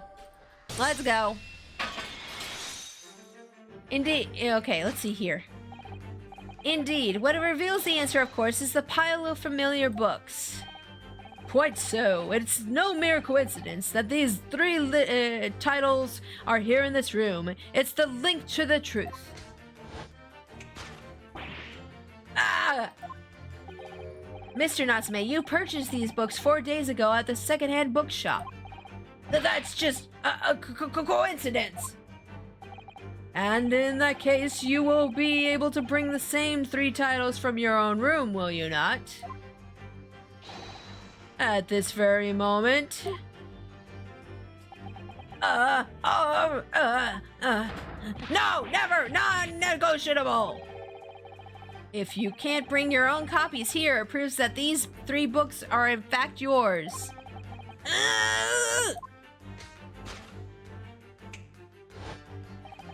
Having purchased the books 4 days ago and returned to your lodgings, you were arrested the very next day. So you could conceivably have brought the books here on that evening, but you never mentioned that. In other words, you could have only brought these 3 books here to the victim's room. Oh boy. Do do do do do do do do do do. Uh-oh. Last night, having returned to your lodgings after the trial concluded at the Old Bailey.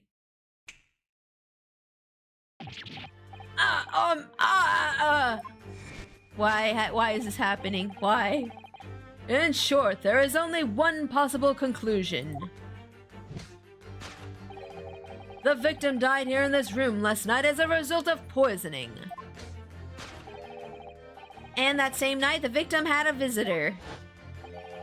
And that visitor...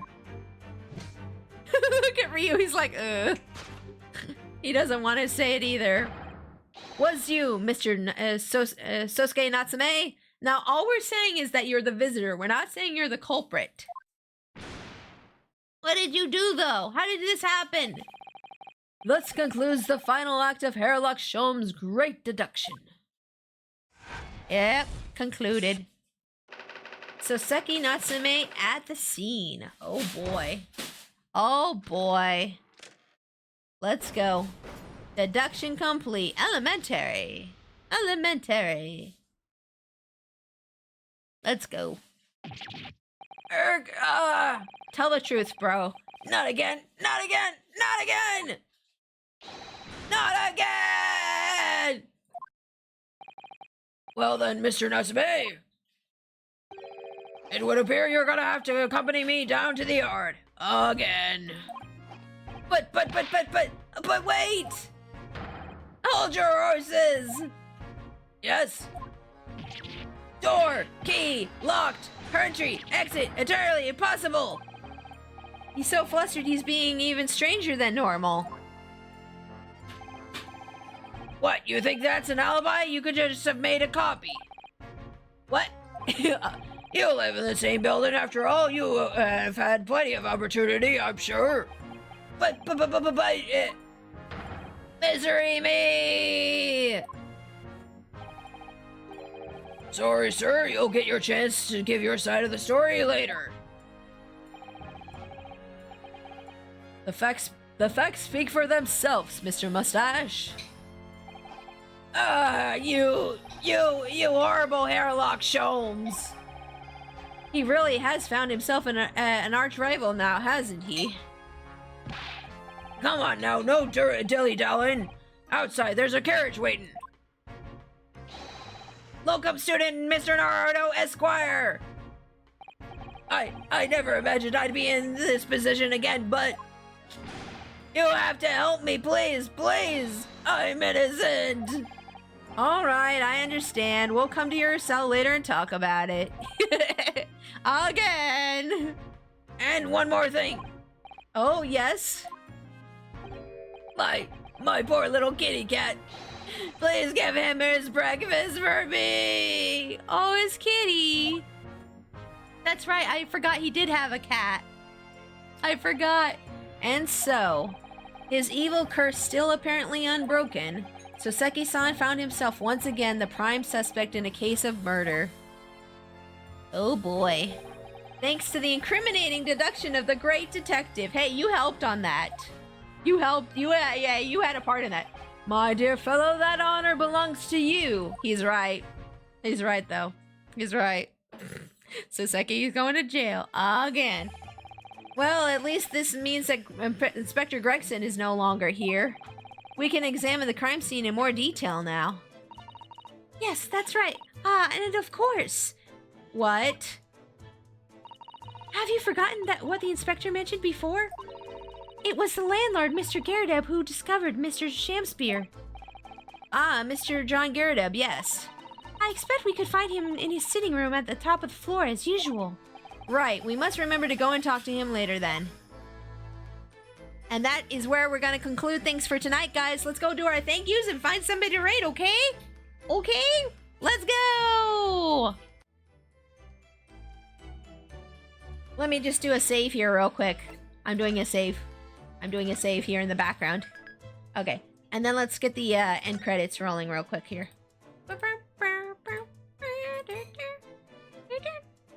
There we go. End credits are all rolling. Hold on a second. Thanks for stream. Thank you guys for coming into stream. I'm so sorry we couldn't get Dark Moon to work, but at least we still had Ace Attorney to play. So that's, you know, something at least. Thank you, Tom Purple, for the follow. Thank you, Souls, for the bits. Thank you, Jimbo, Matarix, and Camelot for being my mods today. And thank you to Blair Bears for the raid. That was such an awesome, amazing raid, wasn't it, guys? Let's find somebody for us to raid now. Let's spread the cheer to somebody else who's streaming right now. Let's see. Let me check out who's streaming right now, and we're gonna raid somebody. Let's see. Who's doing streaming today? Who doing the stream? The stream is being done. Ooh, Nessa's streaming. Ooh, let's go raid Nessa. Yes. Okay, so Hello Nessa is one of my VTuber friends. She has a very cute VTuber model, and it looks like she's working on some animation right now. She's an artist and an animator, and she's very nice, and I've collabed with her a couple times, so make sure that you be nice when you get in there to go say hi to her, but we're going to go ahead and raid her here. And then when you guys get in there, make sure you use the raid message, which as always is Trash Panda Army Raid. And if you're a subscriber, you can copy and paste that second message that Cam has put into the chat there to use the raid emote, which looks like this. Guys, I'm gonna be back on Monday. On Monday, I'm gonna be doing a Halloween emote request stream. So if you want a free Halloween emote, I'll be doing a request stream on Monday for that. I'll make a post about it on my Discord about what we're going to be doing for it. So make sure that you're joined into the Discord in order to participate in that. There's the Discord there for you guys. But yeah, I hope you guys have a great weekend. I'll see you on Monday. But if I don't see you on Monday, I hope you have fun in Nessa's stream and take care. Bye-bye.